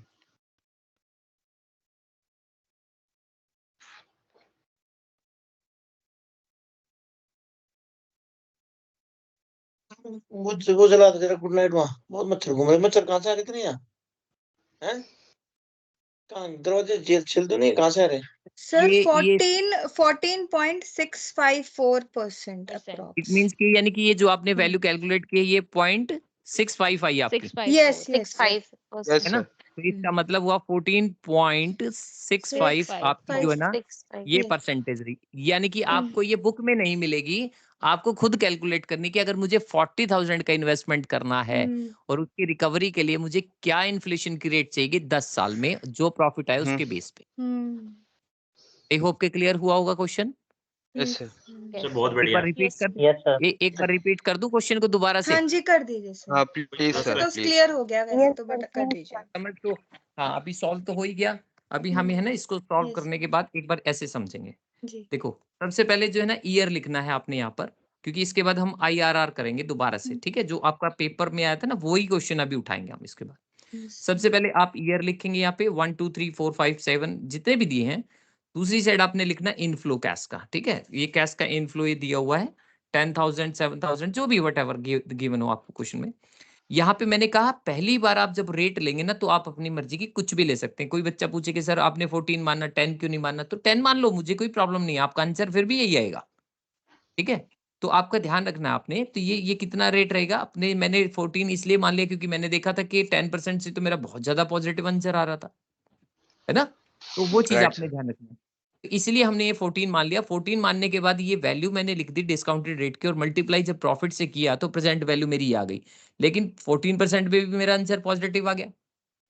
तो पॉजिटिव कितना है, बट वो इतना नॉमिनल सा था कि मुझे पता था कि अगर 1-2 रेट और जंप करेंगे हम तो नेगेटिव आना ही आना है।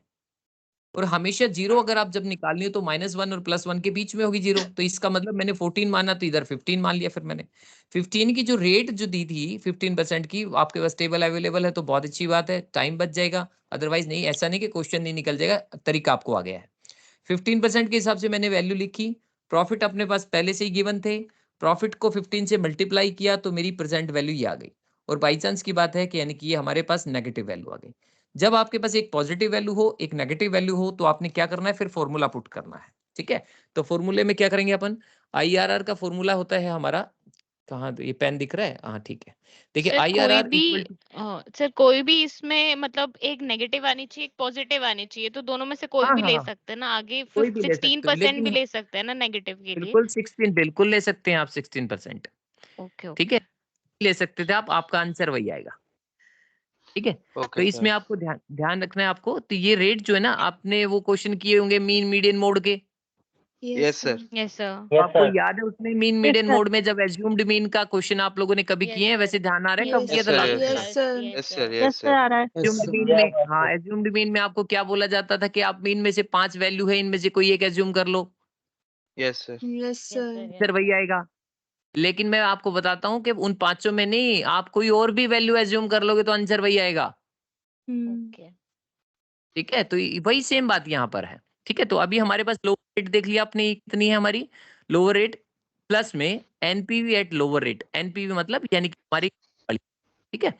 उसके बाद आपने डिवाइड करना है इसको NPV at lower rate minus NPV at higher rate, ठीक है? और दोनों का डिफरेंस यहाँ रेट का आ जाएगा। तो जब आप यहाँ देखो 14 और 16 करोगे तो यहाँ 2% हो जाएगा ऑटोमेटिक, यस सर। यहाँ 1 है तो ऑटोमेटिक वैल्यू में भी तो चेंज आएगा ना अपना। और यहाँ पर जो आपको एनपीवी एट लोअर रेट दिख रहा है उसकी वैल्यू कुछ और आएगी, जब आप डिस्काउंटेड रेट चेंज करोगे तो यहाँ पे कुछ और आएगी।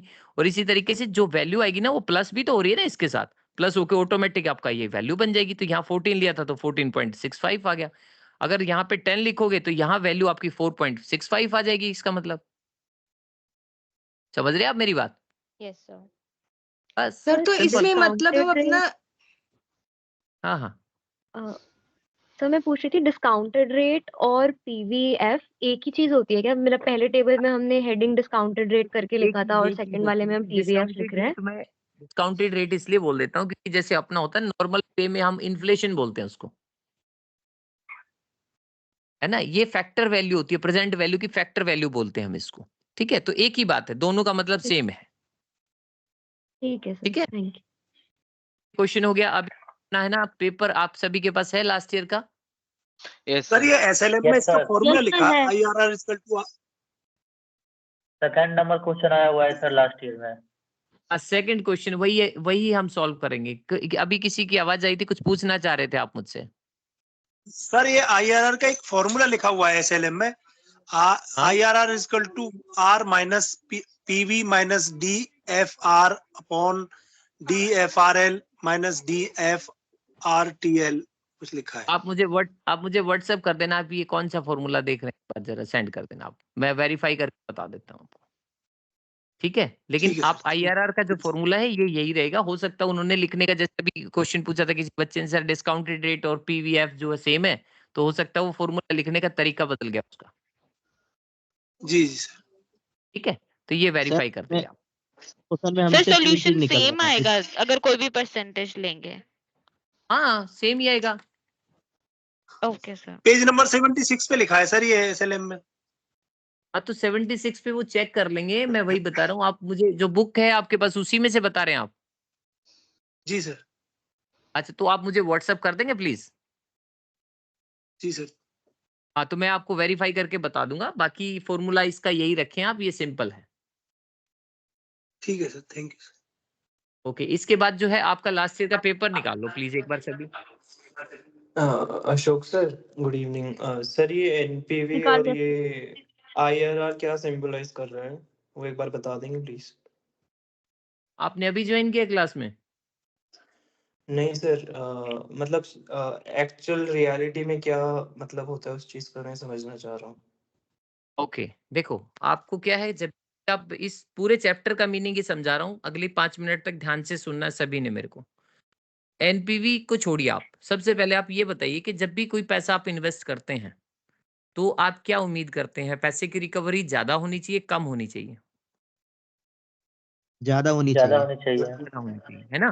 तो आप इनफ्लो आएगा आपके पास, मतलब प्रॉफिट देगी कोई भी मशीन, कोई भी प्रोजेक्ट आप लगाएंगे तो।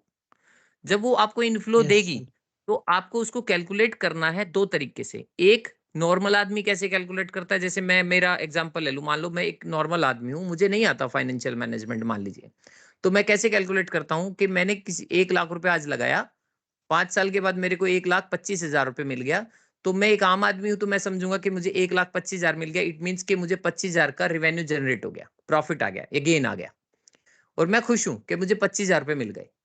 लेकिन एक जो बिजनेसमैन होता है या फाइनेंशियल मैनेजर की बात करते हैं, तो वो कैलकुलेट इस तरीके से करता है कि भाई जो 1,25 मुझे मिला है 25,000 रुपए, वो 5 साल में मिला है 25,000 एक्स्ट्रा, 25,000 में मेरी इन्फ्लेशन की रेट कहाँ चली गई?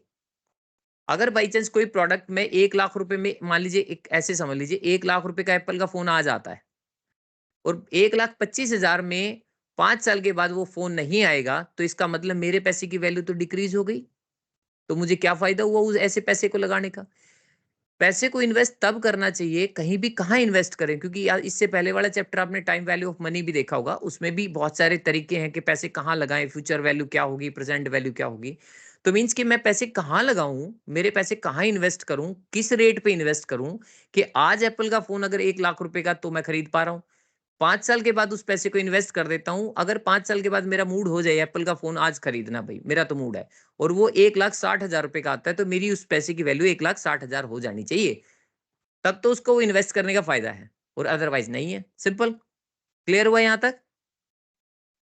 Yes sir. ओके, अब आगे सुनिए। तो 1,60,000 रुपए आपको पता तो होना चाहिए मुझे मिलेगा कैसे।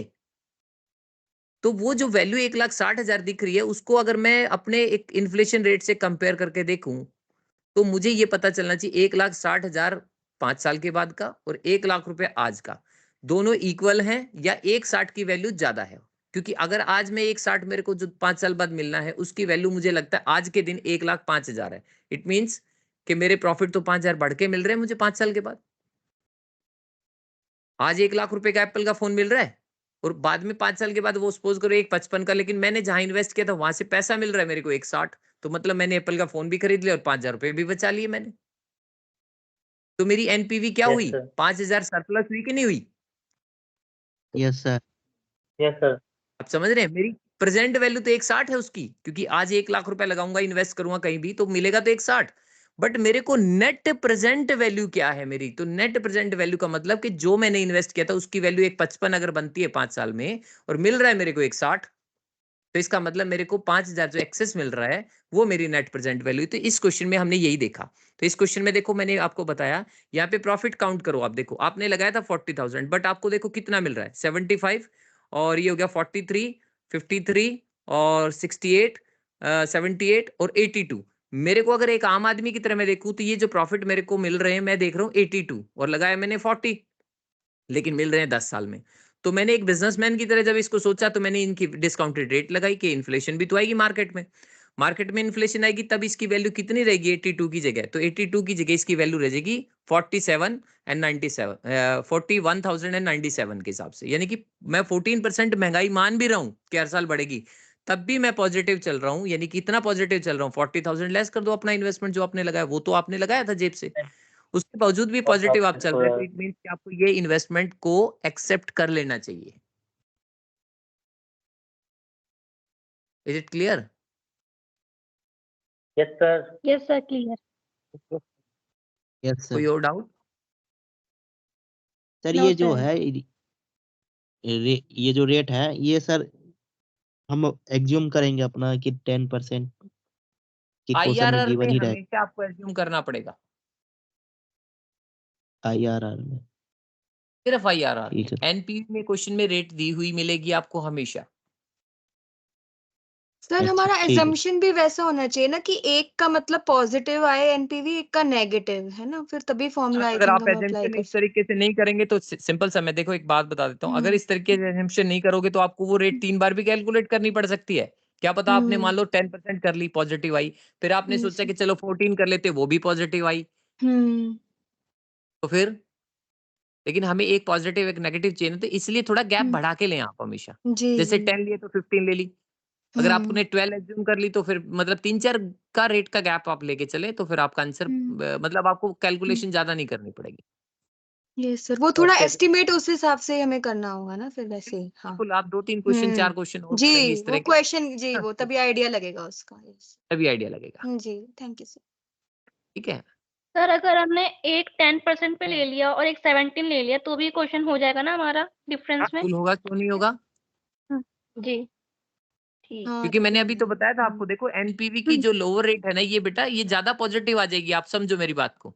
हाँ जी जी। ये दिख रहा है आपको, देखो ये मैंने लिखा, जैसे ये हाँ जी। पॉजिटिव कितना 1097 है हाँ है ना, और नीचे नेगेटिव ये जो वैल्यू है ये कुछ और वैल्यू है। जब आप इसको डिवाइड करोगे, अगर यहाँ 14 की जगह 10 होता, सोचो आप, तो ये भी तो पॉजिटिव ज्यादा होता हमारा। बिल्कुल सर। हाँ यस सर। ये पॉजिटिव ज्यादा होता तो इसको डिवाइड करते तो 4.65 आ जाता, यहाँ 10 होता, ये 4.65 होता, तो ये आंसर तो यही आता। हाँ जी। सर अगर दोनों अब समझे, नेगेटिव हो तब भी पॉइंटों में आंसर थोड़ा आ सा सकता है हमारा? आंसर कैसे आएगा नेगेटिव? आप यहाँ नेगेटिव ले सकते हैं क्या? आप देखिए मेरी बात समझिए, आप नेक्स्ट क्वेश्चन ये करा दो सर। समझिए क्या। सर नेक्स्ट क्वेश्चन करा दो, ये तो समझ में आ गया सर सबको। ओके ओके, चलिए नेक्स्ट क्वेश्चन कर लेते हैं, फिर इसके बाद जो है फिर और कोई क्वेश्चन हो तो लास्ट में पूछ लेना आप, ठीक है। आप सबसे पहले अपना पेपर निकाल लो फटाफट से। ये सर निकाल लास्ट ईयर का पेपर नंबर क्वेश्चन नंबर 2 निकाल लो। देखो उसमें क्या लिखा है, एक प्रोजेक्ट है जिसमें आपको 200 करोड़ की रिक्वायरमेंट होगी इनिशियल इन्वेस्टमेंट के रिगार्डिंग, ठीक है। तो मैं ये एज्यूम मतलब 200 करोड़ को हम 200 ही लिखेंगे, करोड़ नहीं लिखेंगे क्योंकि हो सकता है जीरो की गड़बड़ हो जाए कहीं, तो 200 ही मान के चलेंगे उसको। आपका इनफ्लो क्वेश्चन में गिवन है 30 करोड़, फिर उसके बाद 30 करोड़, फिर 30 करोड़ और फिर 30 करोड़, यानी कि 4 ईयर तक लगातार आपके पास कितना आएगा 30 करोड़ के हिसाब से। क्वेश्चन मिल गया सभी को? Yes sir. ओके, फिर फिफ्थ ईयर में 50 करोड़ है, फिर फोर्थ ईयर में 6th ईयर में फिर से 50 करोड़ है, और लास्ट एंड 7th ईयर की बात करूं तो 60 करोड़ है फाइनल ईयर में। क्वेश्चन में आपको लिखा हुआ है कैलकुलेट आईआरआर, क्या रेट वेट गिवन है यहाँ पर कोई? नो सर, नहीं ना? नहीं नहीं नहीं, कोई रेट नहीं। हाँ, तो उस सर ये केस में आप क्या करें आप? सर ये 200 स्टार्ट करें करोड़ ये क्वेश्चन? हाँ ठीक करिए। हाँ 200 करोड़ जो है वो इन्वेस्टमेंट है आपकी। ठीक है, मैं एक बार पेज चेंज कर लेता हूँ, 1 सेकंड रुको जरा।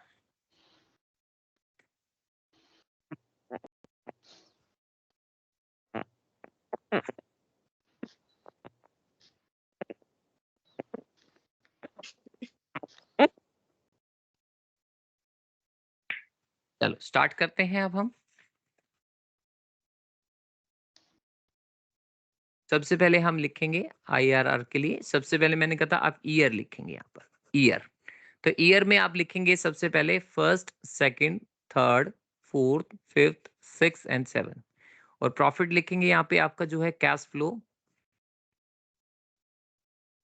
कैश फ्लो देखो हमारा कितना है, पहले साल है 30, फिर 30, फिर 30, फिर 30, और फिर 50, और फिर 50, और फिर 60।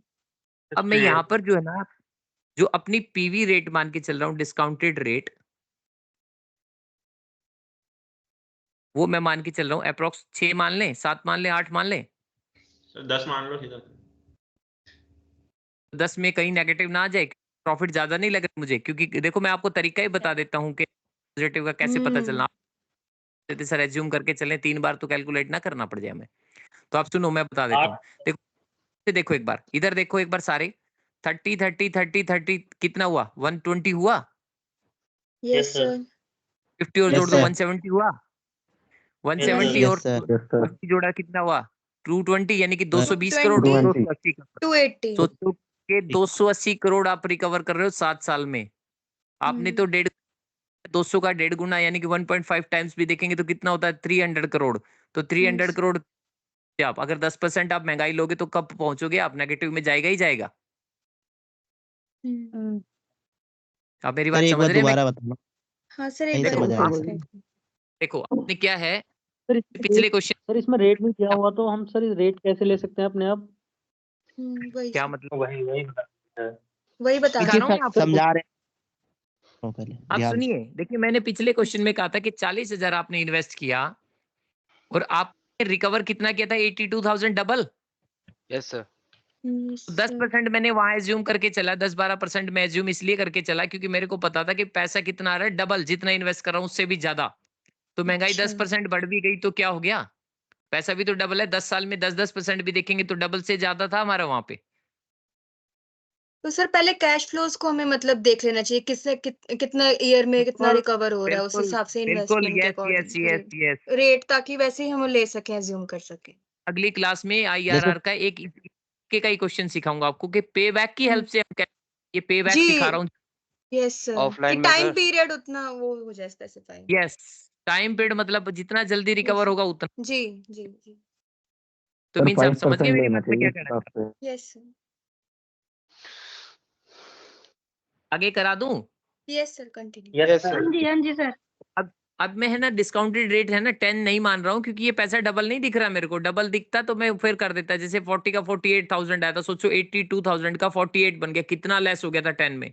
तो मैं 6 या 7% वो मान लेता हूँ। 6 मान लूं या 7 मान लूं?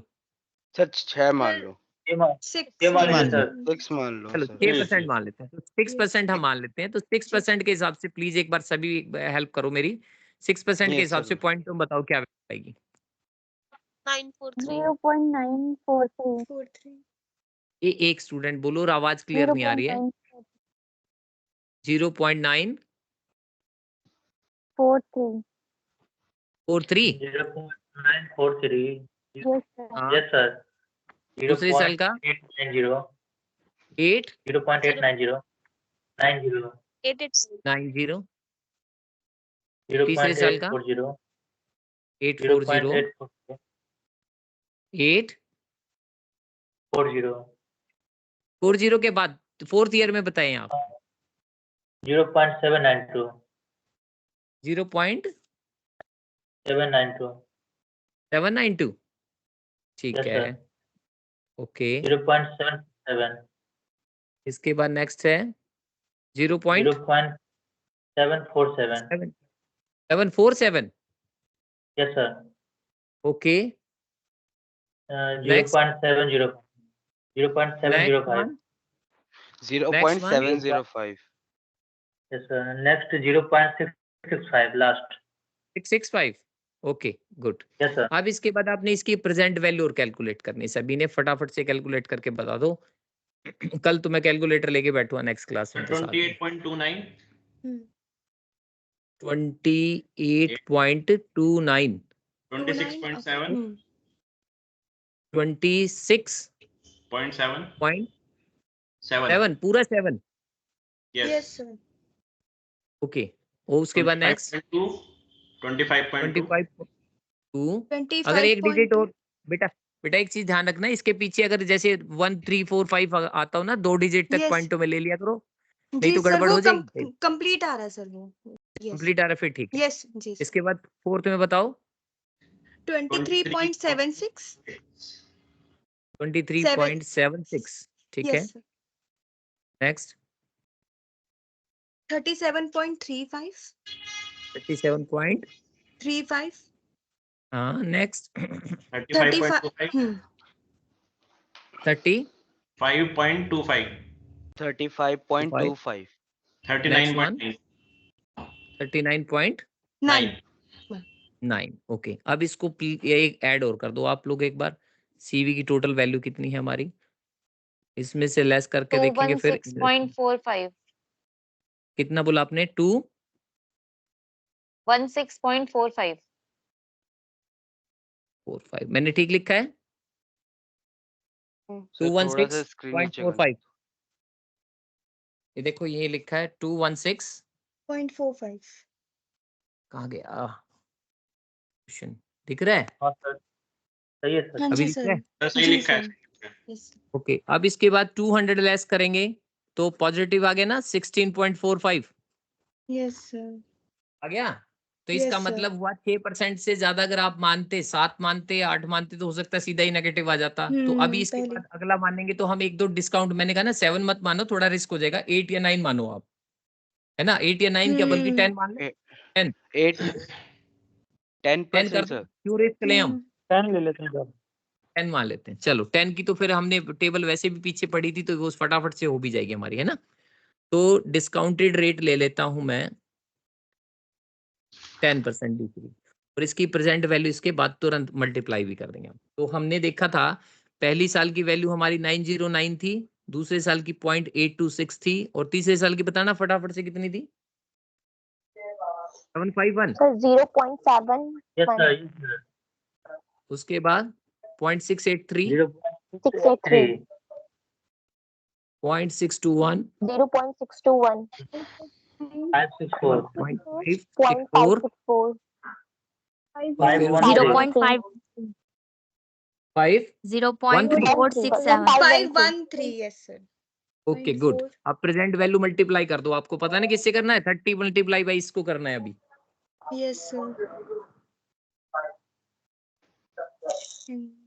पहला कितना आया 27.27 नेक्स्ट वन 24.78 दूसरा है भैया 24.78 24.78 78 नेक्स्ट वन 18.92 18 नहीं 18 तो नहीं हो सकता, 751 से कर रहे सर हो आप। 22.53 यस 22.5 वेरी गुड 22.53 हाँ वो ठीक है। नेक्स्ट 20.49 हाँ जी। सर 20.49 वेरी गुड लिख लिया गुड।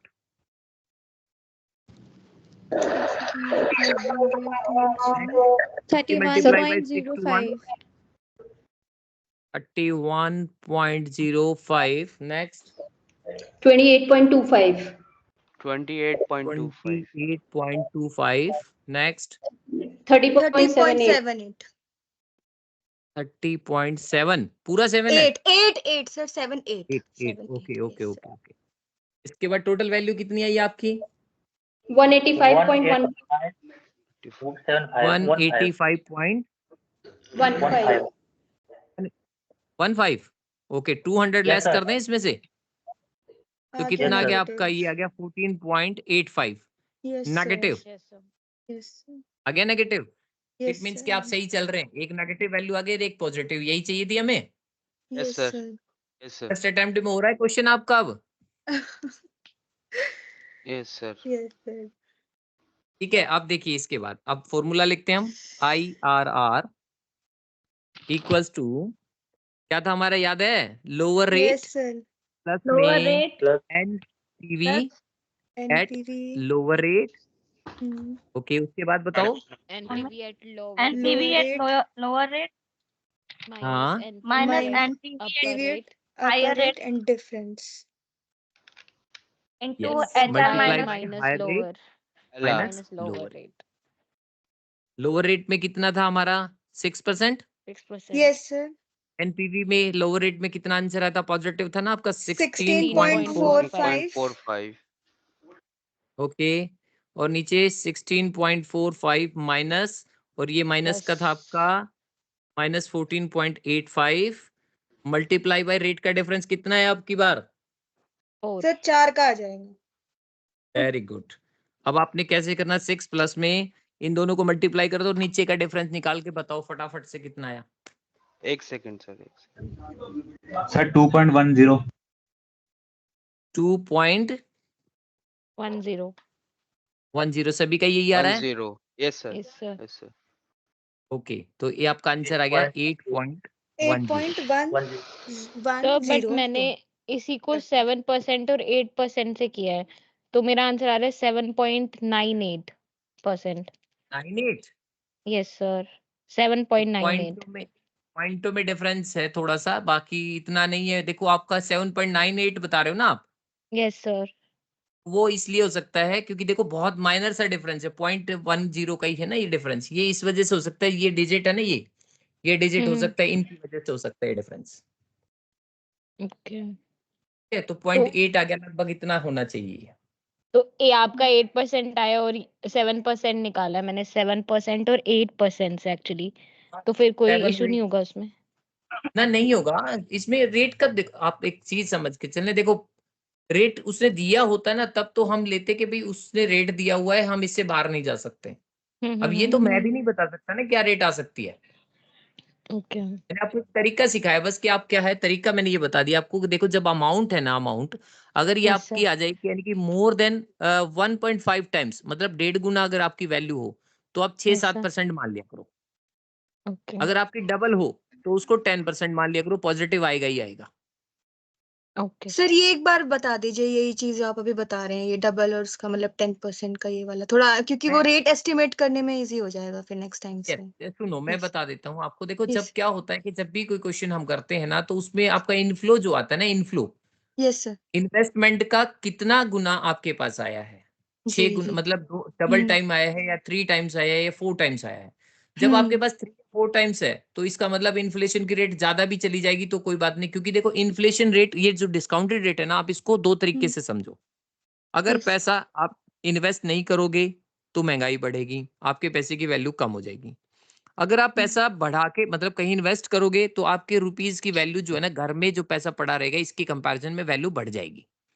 जी तो जब आप ये 10% डिस्काउंटेड रेट लेके चलते हैं ना, तो हम ये मान के चलते हैं कि फ्यूचर वैल्यू देखें किसी भी चीज की, और पैसा इन्वेस्ट करेंगे तो बढ़ना ही बढ़ना है वो। तो जी कितना सर। बढ़ना है? तो सिंपल सी बात है कि यानी कि मैंने यहाँ पर क्या देखा कि जैसे आप यूं देखो ना, यस ये जैसे 200 इन्वेस्ट किया हमने, यस सर। 200 इन्वेस्ट किया और पैसा कितना आ रहा है अपने पास? 280। Yes sir. 280 का डबल मतलब भी नहीं लगभग आप हुआ ये मान, ये। डबल क्या, 1.5 भी नहीं है ये। 1.5 टाइम भी नहीं हुआ। Yes sir. अगर 1.5 टाइम नहीं हुआ तो सोचो कि अगर 10-10% महंगाई बढ़ जाएगी और 7 साल तक महंगाई बढ़ेगी तो 70% तो चाहिए था कम से कम, और वो जी भी जी आखिरी वाले साल में, तो आपको पता और भी वैल्यू गिर जाती है हमारे पैसे की। जी। तो फिर हमने वही रेट इसीलिए कम लिया उससे लिए फिर। कम लिया हमने उससे। जी ठीक है, जी सर। इस तरीके से ना थोड़ा सा फ्लैक्चुएशन आ सकती है रेट में, कोई इतना ज्यादा वो इशू नहीं है। कभी आप ये सोचे कि पड़ोसी का जो है ना 7.5 आ गया और मेरा जो है 7.6 आ गया, तो मेरा गलत है या उसका गलत है? नहीं सर, वो तो मोर एंड लेस वो सेम ही है, वो तो उतना, वो तो डेसिमल हाँ पॉइंट्स हाँ, का तो डिफरेंस थोड़ा है। सा, हाँ क्योंकि हो सकता है कभी कैलकुलेशन में थोड़ा सा सर फर्क हो गया मेरा हो थोड़ा सा। हेलो सर ये हेलो सर 0.943 कैसे निकला? 0. 6% के रेट की टेबल 943 100 अपॉन में क्या करेंगे सर? 100/106। 90 एक बार चेक करो, 106 ओके सर। थैंक यू नहीं कहना, वेरीफाई करो हाँ जी हाँ क्वेश्चन जी को। हाँ जी हाँ जी ठीक है सर। 106। यही आया है? हाँ जी यही आया है। ठीक है, अब थैंक यू बोल दो। Thank you sir. और पूछिए, किसी ने कोई क्वेश्चन पूछना हो? सर जैसे आप अभी बता रहे थे कि वो परसेंटेज जो हमने 10 इसलिए लिया था क्योंकि हमारा वो डबल हो गया था जो हमारा जो टोटल हुआ था, तो उसी हिसाब से यहाँ पे जो है वो 1.5 था, तो वो रेट कैसे मतलब हमें लेना चाहिए उस हिसाब से, मैं वो एग्जैक्ट वो रेंज पूछ रही थी मैं बस। एग्जैक्ट वही मैं आपको बता रहा हूँ, 10% इसलिए लिया मैंने क्योंकि देखो पैसा अगर डबल हो रहा है आपका, जी जी इसका मतलब कि 10% के हिसाब से 10 साल तक आप देखोगे, मान लो आपके पास 1 रुपया है, ओके ठीक है, तो 10 साल में अगर 10% वो बढ़ता चले तो 1 रुपया का 2 रुपया कब बनेगा? 2 साल में। 2 साल में? नहीं नहीं 10 साल में? 10 साल। 10 साल। तो पिछली में देखो हमारे 10 साल थे कि नहीं थे? और मैंने 10% रेट ली थी वहां पर। अच्छा ठीक है। अब समझ रहे हैं? और Yes, यहाँ देखो sir. हमारा पैसा डबल क्या 1.5 टाइम भी नहीं हो रहा, अच्छा मैं 10% ले लूंगा तो समझ आ गड़बड़ नहीं हो जी जाएगी? जी जी सर क्लियर हो गया, सर, थैंक यू मैं अगली है ना, अपनी जो जी ऑफलाइन जी क्लास है ना उसमें मैं आपको पे बैक जी मेथड की हेल्प से सिखाऊंगा। जी सर वही टाइम का, वैसे अभी मेरे को समझ आ गया अभी जो आपने बताया, बट हाँ ऑफलाइन में और क्लैरिटी हो जाएगी। थैंक यू हाँ, तो आप लोगों ने ना एक तो एक बस छोटा सा एक काम ये करना है कि 2-3 क्वेश्चन मैं आपके पास सेंड कर दूंगा, वो क्वेश्चन अगली जी क्लास में हम डिस्कस करेंगे।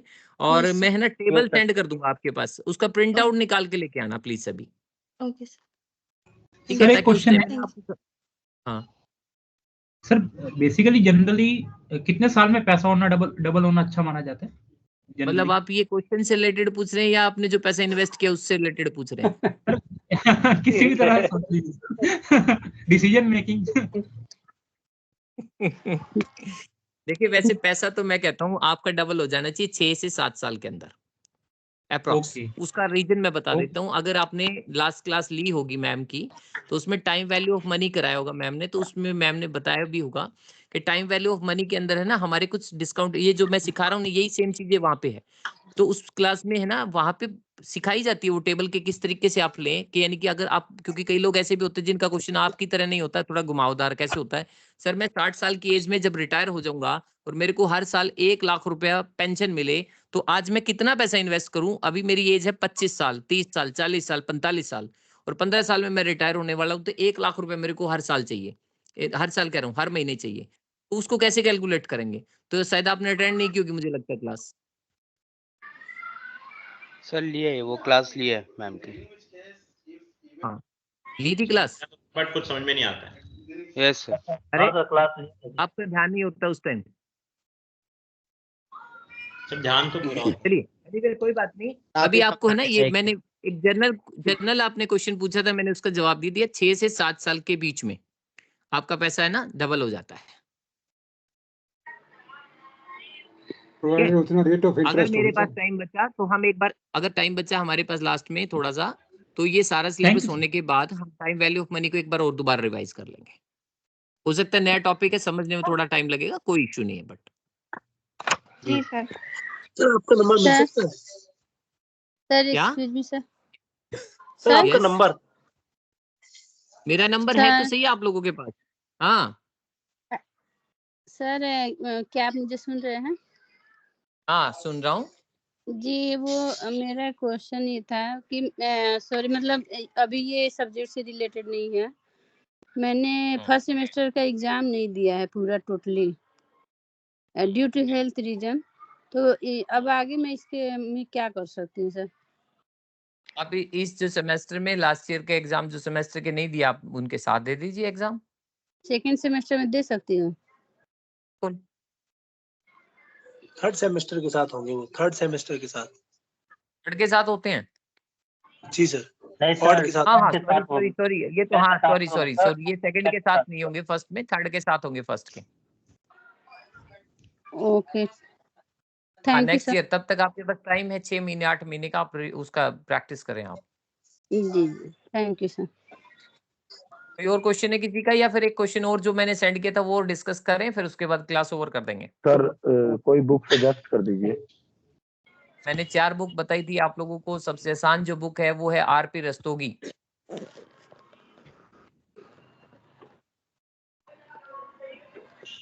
सर उसका पीडीएफ मिल सेकंड बुक सकता है है क्या? पीडीएफ किस नाम मेरे से ख्याल सर? से एक स्टूडेंट ने आज दिन में सेंड किया था, शायद ग्रुप में किया था या इंडिविजुअल मुझे किया था। सर ग्रुप में आया है सर। आया है बस, तो फिर आप उससे आइस कर लें। लेकिन मेरा पर्सनल सजेशन है कि कभी भी आप पीडीएफ से ना पढ़ें, आप हमेशा सामने है ना अपने हार्ड कॉपी रख के पढ़ें, बहुत स्पीड से काम एसओ होता है। लाइब्रेरी में अवेलेबल है yes subject, SO sir. Library में अवेलेबल अभी है। आप यूं समझें कि अगर यही सेम क्वेश्चन मैं आपको बना बनाया पीडीएफ से उठा के मैं ऐसे समझा देता तो आपको क्लियर हो जाता ही सारा। नहीं सर, नहीं ये होता। प्रॉब्लम आता है कि मोस्टली फैकल्टीज जो है वो पीडीएफ में से रीड करवाते हैं, तो वही इसीलिए स्टूडेंट्स को बहुत प्रॉब्लम होती है इसी वजह से। ये फर्स्ट यस सेमेस्टर सर, में यस भी सर, यही बहुत इशू ज्यादा था दिक्कत हमारे होती साथ में, बट ये है। ऐसे बिल्कुल। कैलकुलेट साथ के साथ करवाना ही ज्यादा अच्छा रहता है, यही चीज सही यस रहती सर, है। इससे बहुत ज्यादा सर ये क्लियर वाला हो। जो क्वेश्चन आपने करवाया पेपर, आप इसको सर ग्रुप में सेंड कर दीजिए प्लीज। व्हाई नॉट, मैं कर दूंगा इसको। लेकिन आप सोचिए कि जब मैं इस तरीके से जब आप क्वेश्चन करते हैं ना, तो आप पता है आपका इंटरेक्शन बढ़ गया था, यहाँ आपको मजा आ रहा था क्वेश्चन को करने में। Yes sir. ऐसे सर न्यूमेरिकल सब्जेक्ट्स रीड करके थोड़ी, मतलब मुझे तो समझ में नहीं आते बिल्कुल भी, जैसे सर बाकी सर के भी कुछ कुछ करवाते फैकल्टी हैं ऐसी है तो तो। हाँ गो जी। थ्रू कर जब देती तक है, नहीं गो थ्रू होते हो तब जाओ, तक इससे नहीं गो थ्रू हो क्लियर जाओ। होते हैं। आप है ना इधर उधर मत जाइए, सिर्फ क्वेश्चन तक रहिए आप, प्लीज रिक्वेस्ट है मेरी। ठीक है, बस आप ओके। ये सोचिए, कोई बात नहीं, आप है ना आप रीड करें, ठीक है। सर ये नॉर्मली डिस्काउंटेड रेट दिया होगा ना, पहला डिस्काउंटेड रेट दिया होगा सर क्वेश्चन में। डिस्काउंटेड रेट मैं आपको बता देता हूँ, आपको मैं फिर रिपीट कर रहा हूँ क्वेश्चन में। देखिए आपके टोटल जो है ना 5 मेथड हैं। ARR average rate of return, जो जनरली आउट ऑफ सिलेबस है, तो जनरली उसमें से क्वेश्चन नहीं पूछा जाता है। 99% चांसेस है कि उसका क्वेश्चन कभी नहीं आएगा, वो मतलब आउट ऑफ सिलेबस ही हो चुका है ये मान के चलिए, क्योंकि वो कोई मेथड था ही नहीं। दूसरा था पे बैक। पे बैक मेथड में अगर आपका, जैसे मैंने इसमें बताया कि आपको पे बैक में अगर जैसे सपोज करो कि आपने इन्वेस्ट किया होता मान लो 120, अब फिर मैं रिपीट कर रहा हूँ, सभी इधर ध्यान देना जरा प्लीज। पे बैक मेथड में अगर मान लीजिए 120 अगर आपने इन्वेस्ट किया होता तो 1 2 3 4 साल में आपके पैसे पूरे हो गए होते। लेकिन अगर आपके पैसे सपोज करो कि आपने इन्वेस्ट किया होता 150, तो 140 आपका 120 यहाँ हो गया, 30,000 यहाँ पे आपको रिकवर करना था, तो 30 अपॉन में 50 करके जो भी पॉइंटों में आएगा तो 4 ईयर प्लस वो आपने लिखना है। तो वो मेथड इतना आसान है कि उसको कोई भी कर लेता है, तो इसलिए जनरली उसके चांसेस भी बड़े कम है। बट एनपीवी का जो क्वेश्चन है उसमें कैलकुलेशन करनी होती है, साथ ही साथ एनपीवी का क्वेश्चन हो सकता है 12.5 नंबर का, ये लगे कि इतना बड़ा क्वेश्चन तो नहीं है, तो इसमें एक एडिशनल 2 नंबर का क्वेश्चन है ना आपका पे बैक डाल दे। आप समझ रहे मेरी बात? एनपीवी के साथ कोलैबोरेशन करके वो क्वेश्चन पे बैक का आ सकता है, अकेला पे बैक का क्वेश्चन नहीं बनता है, और वो शायद हो सकता है उसके साथ भी कॉम्बिनेशन ना बने उसका। ठीक है, तीसरा मेथड जो मैंने अभी आपको सिखाया पे बैक, ये एनपीवी मेथड, ये बहुत ही पॉपुलर मेथड है, बहुत ही इंटरेस्टिंग मेथड है, और इसमें कैलकुलेशन भी करनी होती है। और सबसे मेन चीज मैं बता देता हूं, ये जो है ना टाइम वैल्यू ऑफ मनी के अंदर भी है। आप ये ना सोचें कि ये कैपिटल बस्टिंग है। कैपिटल बस्टिंग में जो डिसीजन लिए जाते हैं वो टाइम वैल्यू ऑफ मनी के बेस पे ही लिए जाते हैं, तो इसलिए दोनों जगह होने की वजह से एनपीवी की वैल्यू बढ़ जाती है। और जिसको एनपीवी कैलकुलेट नहीं करना आता है वो आईआरआर नहीं कर सकता है। कर सकता है? नहीं। तो नहीं इसलिए सर। एनपीवी की वैल्यू बढ़ जाती है। तो आपने एनपीवी को अच्छे से समझना है ताकि आईआरआर भी आप समझ सकें, क्योंकि आईआरआर में सिर्फ इस फॉर्मूले के अलावा कुछ भी नहीं है, ऊपर सारा एनपीवी था। बस 2 बार कैलकुलेट किया, यहाँ 6 किया, यहाँ मान लो 10 किया, या 7 किया, यहाँ 8 किया, बट नीचे फॉर्मूला छोड़ के आईआरआर कुछ था इसके अंदर? नहीं। No sir. नहीं। इसका मतलब एनपीवी अच्छे से प्रैक्टिस करो, एनपीवी का क्वेश्चन आना ही आना है। टाइम वैल्यू ऑफ मनी में नहीं आएगा तो कैपिटल बस्टिंग में आ जाएगा। ठीक है, ये चैप्टर जो है ना अभी बचा हुआ है, ऐसा नहीं कि आपका कंप्लीट हो गया है। अभी ये जो है मैं आपको टेक्निक सिखा रहा हूँ। ठीक है, इसके बेस पे अभी जैसे केस स्टडी करेंगे हम, डिस्कस क्लास में जो करेंगे हम केस स्टडी करेंगे। ठीक है, और जितना थ्योरेटिकल पोर्शन है, जैसे मैं आपका पेपर देख रहा था लास्ट ईयर, 3 थ्योरी भी आई हुई है आपकी, वर्किंग कैपिटल है, डिविडेंड डिसीजन है, या कैपिटल स्ट्रक्चर की थ्योरी है, या लिवरेज का तो खैर न्यूमेरिकल क्वेश्चन है आपका। तो मींस कि बहुत इंटरेस्टिंग है ये पूरा का पूरा, आप क्लास मिस ना करें, मेरी पर्सनल रिक्वेस्ट है। बहुत कुछ सीखेंगे आप इसमें। ठीक है, सर जो जब भी आप जी पहला सर जो बताइए। मेथड था ना, जो आप कह रहे हैं आउट ऑफ सिलेबस है, उसका जरा एक बार दोबारा बता दें कैसे निकालते हैं। आउट ऑफ सिंपल है, लेकिन दोबारा एक बार बता दें। देखिए एआरआर का मतलब होता है average rate of return. Okay. तो इस केस में आपका देखिए मैं बता देता हूं, एवरेज रेट ऑफ रिटर्न का मतलब क्या होता है कि एवरेज आप कितना प्रॉफिट कमाते हैं कंपेयर टू इन्वेस्टमेंट। तो आपने इन्वेस्टमेंट कितना किया है, एक तो वो पता होना चाहिए आपको। ठीक है, दूसरा फिर क्या है कि आपका जो एवरेज प्रॉफिट है वो कितना है वो आपको पता होना चाहिए। एवरेज प्रॉफिट कैलकुलेट करने के लिए जैसे मान लीजिए 5 साल है आपका, सपोज करो 5 साल है, पहले साल आपने 1 लाख कमाया, फिर 2, फिर 3, फिर 4, फिर 5, तो सभी प्रॉफिटों को ऐड कर दो, 5 से डिवाइड कर दो, एवरेज प्रॉफिट आ जाएगा। क्लियर है सर? सर क्लियर है? हाँ राइट राइट, ओके ओके। एक छोटा एग्जांपल ले लेते तो अच्छा होता सर, एक छोटा सा एग्जांपल ले लेते तो। मतलब कॉपी पे करा दूं? हाँ करा दें तो अच्छा, थोड़ा सा क्लैरिटी रहेगी। हाँ प्लीज प्लीज रुकिए एक बार, मैं भी कराता हूँ, 1 सेकंड, ये चेंज कर लेता हूँ मैं, 1 मिनट।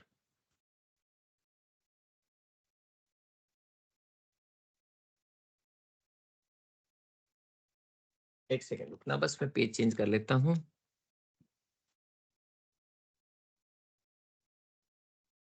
देखिए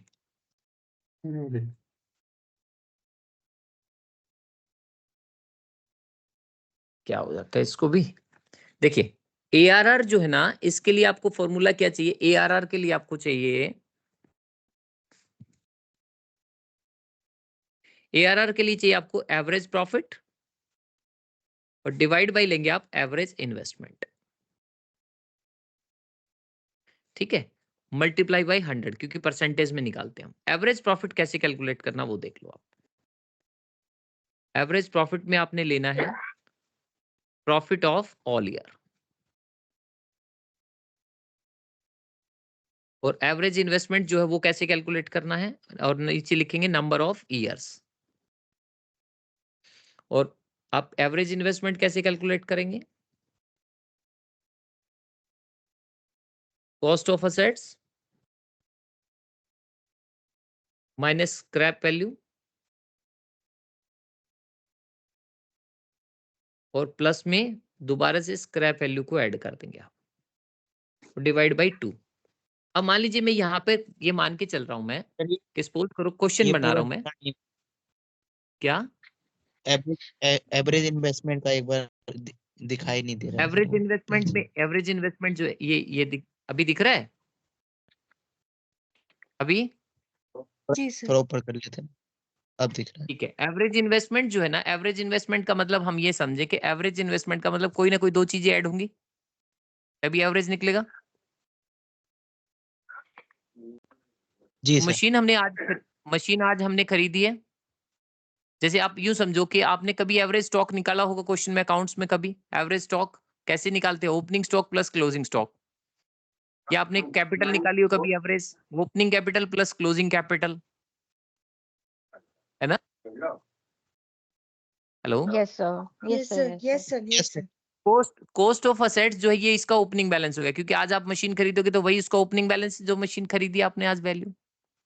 राइट सर। और क्लोजिंग क्या होगा? जिस दिन आप उसको बेच रहे हैं तो स्क्रैप वैल्यू क्या होगी, तो वो प्लस करना है आपने यहाँ पर। लेकिन उससे पहले लेस वैल्यू, क्योंकि जो कॉस्ट ऑफ मशीन आपकी थी उसमें से कुछ पैसा तो रिकवर हो ही जाएगा, आपका वापस आ जाएगा घर पे, तो इसलिए कॉस्ट ऑफ असेट्स में से स्क्रैप वैल्यू को लेस करने के बाद जो डिफरेंस बचा ना, आपकी पॉकेट से इतना पैसा खर्च होगा। तो ये तो हो गया ओपनिंग बैलेंस। और प्लस में क्लोजिंग वैल्यू क्या होगी हमारी? एक बार स्क्रैप इसको वैल्यू को प्लस, हाँ इसको माइनस करना है फिर प्लस करना है। तो नलीफाई हो अच्छा। जाएगा सर, वो तो कॉस्ट ऑफ असेट ही रह जाएगी ना फिर। हाँ कॉस्ट ऑफ जी असेट्स जी रह जाएगी। तो ये 2 बार, अच्छा कंसेप्ट के लिए है, otherwise meaning the same, remain the same, value remain the हाँ हाँ same, yes cost of asset. Yes, ठीक है। डिवाइडेड बाई 2 करेंगे तो एवरेज इन्वेस्टमेंट आ गया। अब हम यहाँ पे एज्यूम करके चल रहे हैं, मान लीजिए हम कहते हैं हमारी जो कॉस्ट ऑफ असेट्स है वो है 1,10,000 और साल्वेज वैल्यू क्या है इसकी, मतलब स्क्रैप वैल्यू, वो है 10,000। और कब है ये? आफ्टर 5 ईयर, 5 साल के बाद। और 5 साल के प्रॉफिट क्वेश्चन में दिए हुए हैं आपको, मैंने हमेशा का पहले ईयर लिखा करो, पहले साल, सेकंड, थर्ड, फोर्थ, फिफ्थ, दिख रहा है? First, second, third, fourth, fifth, 5 साल है प्रॉफिट। याद रखना है, अगर ये 5 साल वैल्यू दिखा रहा है ना यहाँ पर, तो इसके 5 से ज्यादा नहीं मिलेंगे। अगर कोई मशीन खत्म ही 5 में होगी तो 6 साल नहीं हो सकते प्रॉफिट के आपके, तो 1 2 3 4 5 हो गए। अब यहाँ पे मैं मान के चल रहा हूँ पहले साल का प्रॉफिट है 20,000, फिर है 40,000, फिर है 50,000, फिर है 30,000 और फिर है 40,000। क्या आप में से किसी को ये पता है कि ये जो प्रॉफिट है हमने ये फ्लैक्चुएट क्यों लिया है? कभी इन्फ्लेशन तो कभी डिफ्लेशन, कुछ भी रेट बढ़ सकता है या कम हो सकता है, नहीं, तो इसका बेसिस पे इन्फ्लेशन प्रॉफिट। डिफ्लेशन से कोई मतलब नहीं होता है। एक्चुअल में क्या है, अगर डिमांड कोई सर। Profit sir depreciation. नहीं, डेप्रिसिएशन तो हम मान के चल रहे हैं इसमें से हट चुका ऑलरेडी। इंटरेस्ट देखिए मैं बता इसका देता हूँ इंटरेस्ट क्या होता है कि प्रॉफिट का जो है ना, प्रॉफिट का जो है ना, एक आपका क्या होता है, एक पैटर्न होता है प्रॉफिट का, या तो वो बढ़ते चलेंगे या वो घटते चलेंगे या फ्लैक्चुएट होंगे, तीन ही चीज हो सकती है। यस। जब भी क्वेश्चन में बढ़ते चले या घटते चले, असेंडिंग या डिसेंडिंग ऑर्डर में क्वेश्चन में दिया हो, तो वहां पे वेटेड एवरेज लेते हैं फिर हम। याद रखना ये हमेशा। तो मैंने जैसे बोला था ना, अभी क्वेश्चन में बोला था 1 लाख 2 लाख 3 लाख 4 लाख 5 लाख, तो वहां पे एवरेज तरीके से नहीं निकलेगा, वो वेटेड एवरेज से निकलेगा। हम उसको फिर कभी डिस्कस करेंगे इस बारे में, ठीक है। तो अभी यहाँ पे फ्लैक्चुएशन लिया है मैंने, तो ये नॉर्मल प्रॉफिट मानते हैं हम। अब अपन को क्या करना है, इस क्वेश्चन के अकॉर्डिंग सबसे पहले एवरेज प्रॉफिट निकाल लेते हैं हम। यहाँ एवरेज प्रॉफिट, एवरेज प्रॉफिट कैसे कैलकुलेट करेंगे? देखो प्रॉफिट कितने, 20, 40, 1,80,000। 60, 1, 10, 1, 40, 1, 80। तो इसका मतलब हुआ 1, 80। 1, 80 को डिवाइड कर देता हूं मैं 5 से और मल्टीप्लाई बाई कर देता हूं 100 से, तो आ गया 36,000 अप्रॉक्स मेरा एवरेज प्रॉफिट। और एवरेज इन्वेस्टमेंट कितना हुआ हमारा? 1 चलिए लाख थोड़ा कॉस्ट ऑफ स्लाइड एसेट। क्योंकि मैं वो लिखते वक्त ना फ्लो में इतना चला जाता हूं कि मुझे ध्यान नहीं रहता कि कैमरा हाथ में पकड़ा हुआ है। ठीक है, 10,000 ये हो गया हमारा, और प्लस में करेंगे हम 10,000 डिवाइडेड बाई 2। इट मीन्स कि 1,10,000 में से 10 लेस किया 1 लाख, और फिर वापस 10,000 ऐड किया तो 1, 10, और डिवाइडेड बाई 2 यानी कि 55,000। अब आप यहाँ फॉर्मूला लगा दो। फॉर्मूला क्या था हमारा? ARR equal to average profit है 36,000, नीचे आएगा 55,000 एवरेज इन्वेस्टमेंट, और मल्टीप्लाई बाई 100। ये कैलकुलेशन आप करके देख लेना, मैं क्वेश्चन सेंड कर दूंगा आपको। सर क्लियर हुआ कुछ? सर सर हाँ ठीक है, ठीक है, ठीक है। नहीं नहीं सर, ऐसे नहीं, मैं इतने उससे नहीं, आपको कोई डाउट है तो पूछिए।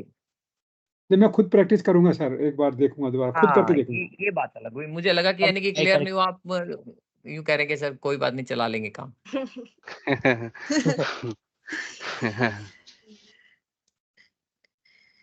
तो और कोई डाउट है किसी का भी? No sir, thank you so much sir. Sir वो बुक कौन से ग्रुप पर आई है, कोई बता सकता है? क्या बुक आरपी रस्तोगी जो बुक है वो किस ग्रुप पर आई है?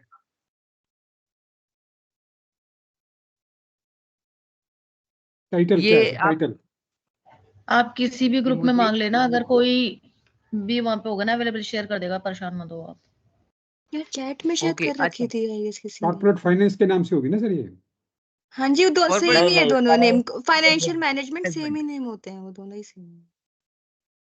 ओके, अब एक और मैं थोड़ा सा वो आपको देखो, 1-2 क्वेश्चन सेंड किए होंगे मैंने शायद ग्रुप में। यस सर, ये यस सर, क्वेश्चन तो 2 आपने करवा क्वेश्चन। दिया रीड कर रहा हूँ और आपकी हेल्प कर रहा हूँ, उसके बाद क्लास को ओवर कर क्योंकि कराऊंगा तो वो भी लेंथी बन जाएगा क्वेश्चन, ठीक है। तो मैं थोड़ी सी हेल्प कर रहा हूँ, मिनट और पेशेंस रखना सभी। देखिए क्वेश्चन जो मैंने सेंड किया था आपके पास, उस क्वेश्चन में लिखा हुआ company has to make a choice between 2 projects. अभी तक हमने क्वेश्चन जो किए हैं वो 1 प्रोजेक्ट के किए हैं, मींस के देयर इज नो चॉइस, हमें वो एक्सेप्ट करना पड़ेगा या रिजेक्ट करना पड़ेगा, यही होगा ना? Yes sir. ना, अगर क्वेश्चन में 2 में क्या हो सकता है, तो 2 प्रोजेक्ट आ जाए और दोनों में से लास्ट क्लास में किसी ने क्वेश्चन पूछा था सर दोनों की वैल्यू अलग अलग हुई, तो बिल्कुल उस क्वेश्चन को जानबूझ के है कि एक की वैल्यू है 1,35,000 और दूसरे की वैल्यू है 2,40,000। क्वेश्चन है सभी के पास? Yes sir, yes yes sir. Sir. जी सर। Okay yes sir. अच्छा, वन मोर थिंग, मैंने आप लोगों की ऑनलाइन क्लास नहीं ली है क्योंकि मैं बड़ा घबराता हूँ ऑनलाइन क्लास लेने में, क्योंकि फोन पकड़ना ये सब करना। तो अटेंडेंस वगैरह का क्या इश्यू होता है, मतलब अटेंडेंस का क्या मुझे कुछ करना वो है नोट या? ऑटोमेटिक हो जाएगा, कुछ नहीं है सर, ओके ऐसे ही वो अपने आप हो सर जाता वो है। ऑटोमेटिक हो जाता है, ठीक है, ठीक है। नहीं तो अच्छा रावत चलिए सर बता देते हैं। चलिए आइए क्वेश्चन पे आइए फिर वापस। क्लास है सर ये। Okay okay. अभी देखिए इसमें 1,35,000 की जो है पहली वैल्यू थी 135 का इन्वेस्टमेंट है आपका, उसके बाद जो है दूसरी वैल्यू है 240 की, और जो अलग अलग इन्वेस्टमेंट की इनफ्लो दिए हुए हैं वो क्वेश्चन में प्रोजेक्ट ए का है, पहले साल कोई प्रॉफिट नहीं हुआ, दूसरे साल प्रॉफिट हुआ 30,000, 132, 84, 84। बट बी प्रोजेक्ट है उसका इन्वेस्टमेंट का इनफ्लो है 60,000, 84, 96 और 102 और 90, यानी कि अलग अलग प्रॉफिट दिए हुए दोनों के। तो दोनों का ही आपने एनपीवी अलग अलग कैलकुलेट करना है। ठीक है, अब जब आप एनपीवी कैलकुलेट करेंगे तो क्वेश्चन में रेट दी हुई है 16%। 16%। तो मीन्स मैंने आपको बोला था कि एनपीवी का जब भी क्वेश्चन होगा तो 16%, 14%, 10% जो भी होगा, बट रेट जरूर होगी। तो इसमें दी हुई है ना रेट। यस। तो जब आप एनपीवी कैलकुलेट करेंगे, एनपीवी से पीवी प्रेजेंट वैल्यू कैलकुलेट करेंगे, तो आपका प्रोजेक्ट आएगा, दोनों हो सकते हैं पॉजिटिव आए, दोनों नेगेटिव आए, एक पॉजिटिव आए, एक नेगेटिव आए, देन आप क्या करोगे? जो ज्यादा पॉजिटिव होगा सर वो अच्छा होगा। सर आपने बिल्कुल, क्लास में बिल्कुल। बताया था, यस सर, प्रॉफिटेबिलिटी इंडेक्स से सर कंपेयर पीआई करेंगे। लेंगे उसके इसमें, पीआई। यस यस बिल्कुल, एब्सोल्युटली राइट। इन्होंने बिल्कुल सही कहा है कि सिर्फ एनपीवी में पॉजिटिव देखने से कुछ नहीं होता है, पीआई देखना होता है। तो इस क्वेश्चन में देखोगे अगर आप ध्यान से, तो नीचे तीसरा ऑप्शन मैंने पूछ रखा है उस क्वेश्चन में कि एनपीवी के साथ साथ पीआई भी निकालिए। जी। क्योंकि देखिए अभी मैं रिपीट कर रहा हूँ एक छोटा सा क्वेश्चन, ध्यान से सुनना सभी। अगर मान लो 1,20,000 रुपए, मैंने 1,00,000 रुपए इन्वेस्ट किया और प्रॉफिट आए 1,20, 20,000 प्रॉफिट आ रहा है जी। Yes sir. और मैंने पैसा इन्वेस्ट किया 2,00,000 और प्रॉफिट आ रहा है 2,30,000, तो 30,000 प्रॉफिट ज्यादा दिख रहा है उसमें, तो हाँ जी दिख रहा है ना। जी। लेकिन आप कितना सोच, इन्वेस्ट करा सर उस पर डिपेंड करता है, राइट? इसको हाँ, यस एग्जैक्टली। ये चीजें आप लोगों ने सीखनी है कि यानी कि ऐसा नहीं है कि उसमें 20,000 प्रॉफिट हुआ तो सर उसमें 20 प्रॉफिट है, इसमें 30 है तो 30 वाले को एक्सेप्ट कर लो। नहीं, ऐसा वो बिल्कुल नहीं चलेगा। हम्म। आपको ध्यान रखना है कि उसमें 20,000 था बट उसमें इन्वेस्टमेंट तो 1,00,000 था ना। तो कंपैरिजन करके देखोगे तो प्रॉफिट कितना है, 20% मोर। और उसमें देखोगे 2,00,000 का कंपैरिजन करोगे 230 से, तो कितना 15%। तो कैसे क्या आप कैसे प्रोजेक्ट एक्सेप्ट कर लोगे उसको? सर प्रोजेक्ट ए बेटर हो जाएगा सर, तो 1,00,000 ये बेटर हो जाएगा। जी। जब आप एनपीवी निकाल लेते तो एनपीवी के अकेले बेस पे कभी दो प्रोजेक्ट नहीं देखने, ध्यान रखना ये बात। आप पीआई निकालना है और पीआई का फॉर्मूला क्या होता है, टोटल जो पैसा आपने जनरेट इनफ्लो टोटल आया अकॉर्डिंग टू एनपीवी मेथड। तो पीआई को पीवी को ऊपर रखो, प्रेजेंट वैल्यू जो आएगी टोटल आपकी, और डिवाइडेड बाय इन्वेस्टमेंट। और इसी तरीके से दूसरे प्रोजेक्ट की जो वैल्यू आएगी आपकी, जो आपकी प्रेजेंट वैल्यू आएगी डिवाइडेड बाय इन्वेस्टमेंट। दोनों प्रोजेक्ट की एनपीवी अलग होगा ना? एनपीवी के बेस पे ही तो पीआई निकलेगा। Right right. अगर एनपीवी निकलेगा ही नहीं तो आपको पता कैसे चलेगा कि मैंने कितना पैसा जनरेट किया है? जी समझ गया सर, समझ गया। यस क्लियर क्लियर हो गया? यस इसके बेस पे आप एक्सप्लेन कर दो जी सर। पीआई को एक्सप्लेन कर दो सर। पीआई का मतलब ये होता है कि अगर आपने 1,00,000 रुपए इन्वेस्ट किया और आपने उससे मतलब जिस प्रोजेक्ट में आपने 1,00,000 इन्वेस्ट किया उससे प्रॉफिट जनरेट किया 1,50,000 रुपए, तो आपने कितना ज्यादा प्रॉफिट जनरेट किया है बता सकते हो? 50,000। 50,000 परसेंटेज कितना हुआ? 50%। क्या हम इसको मतलब अगर 1,00,000 रुपए को 1% मतलब 100% मान लें तो 50 वो जोड़ के कितना 150% हुआ कि नहीं हुआ? Yes sir. इसको 1.5 लिखा जा सकता है 150% को। Yes sir. तो इसको हम क्या करते हैं, रेशियो में लिखते हैं। तो रेशियो में लिखने के लिए ऊपर रखना है पीवी प्रेजेंट वैल्यू जो 1,50,000 आया आपका, नीचे लिखेंगे इन्वेस्टमेंट 1,00,000 आया। अब सिमिलर इसी तरीके से मान लो दूसरा प्रोजेक्ट होता है यहाँ पर और उसकी वैल्यू सपोज करो यानी कि इन्वेस्ट किया आपने 2,00,000 और प्रॉफिट आया आपको 2,80,000। तो 2,80,000 ऊपर रखो और 2,00,000 नीचे रखो, कितना आया आपका पॉइंटों में?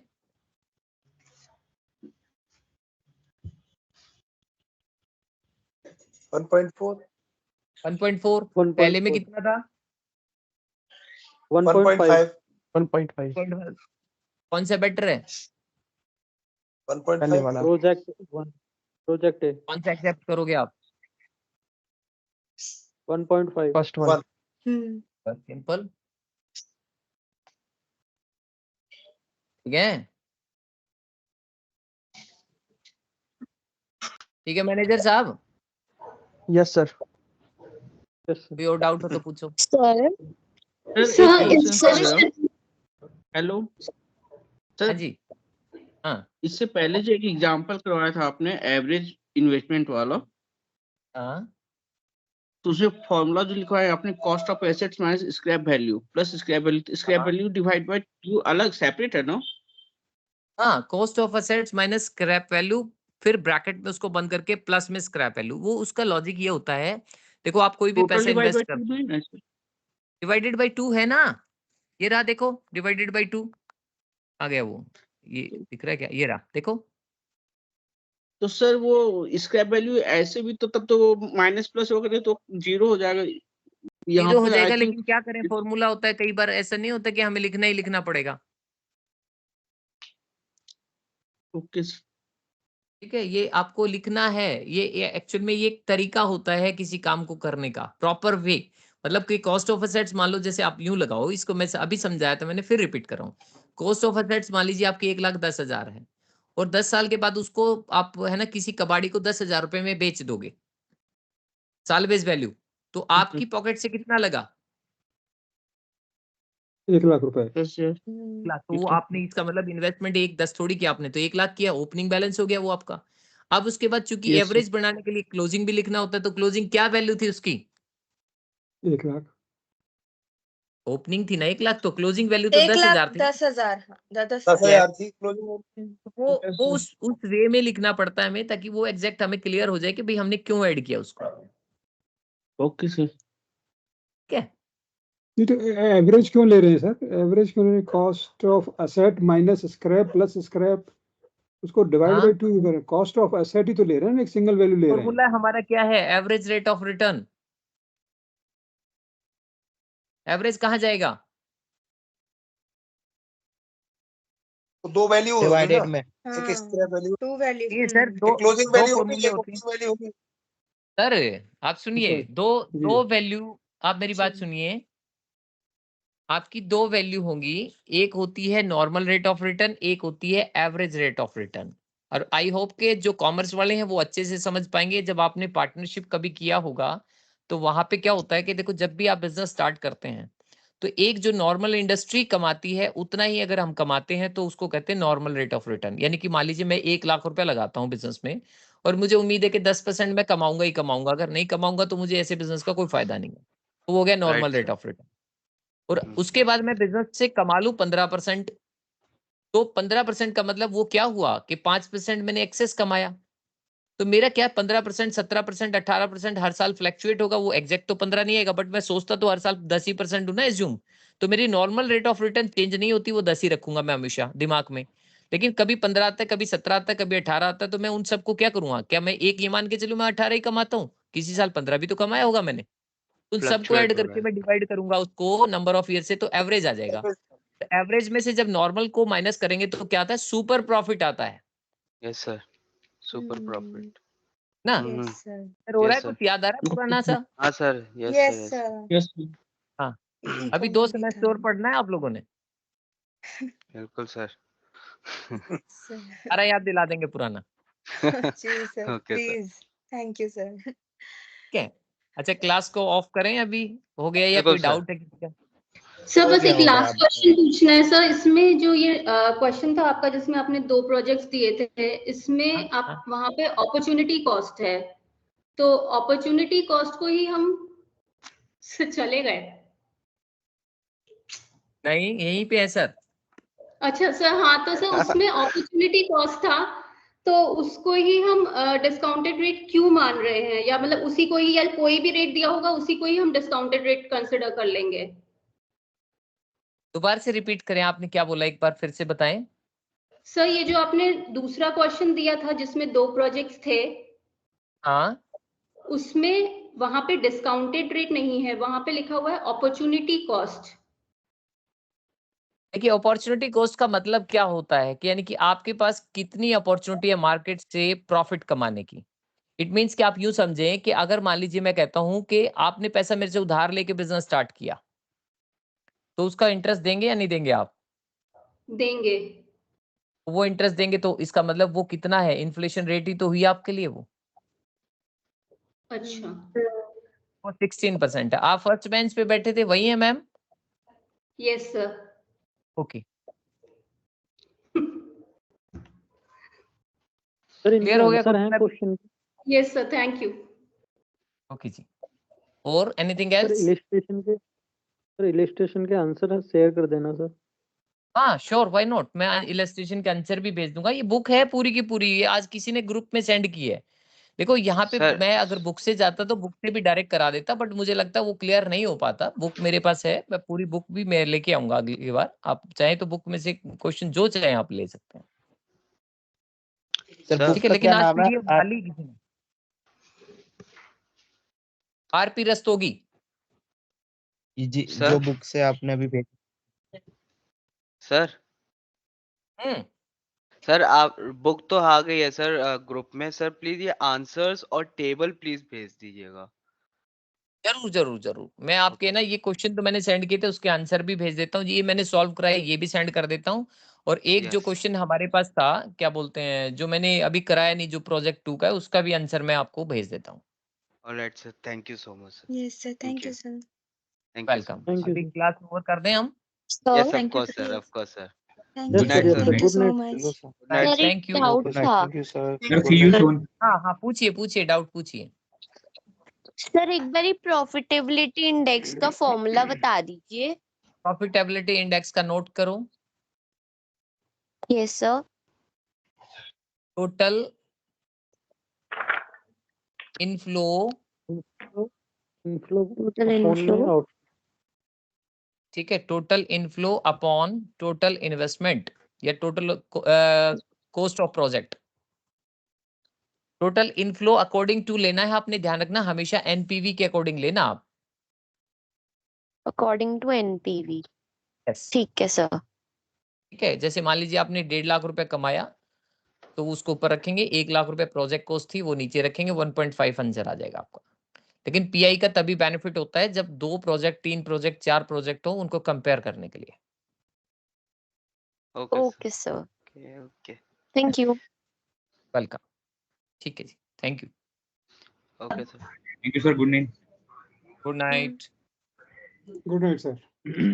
Thank you sir.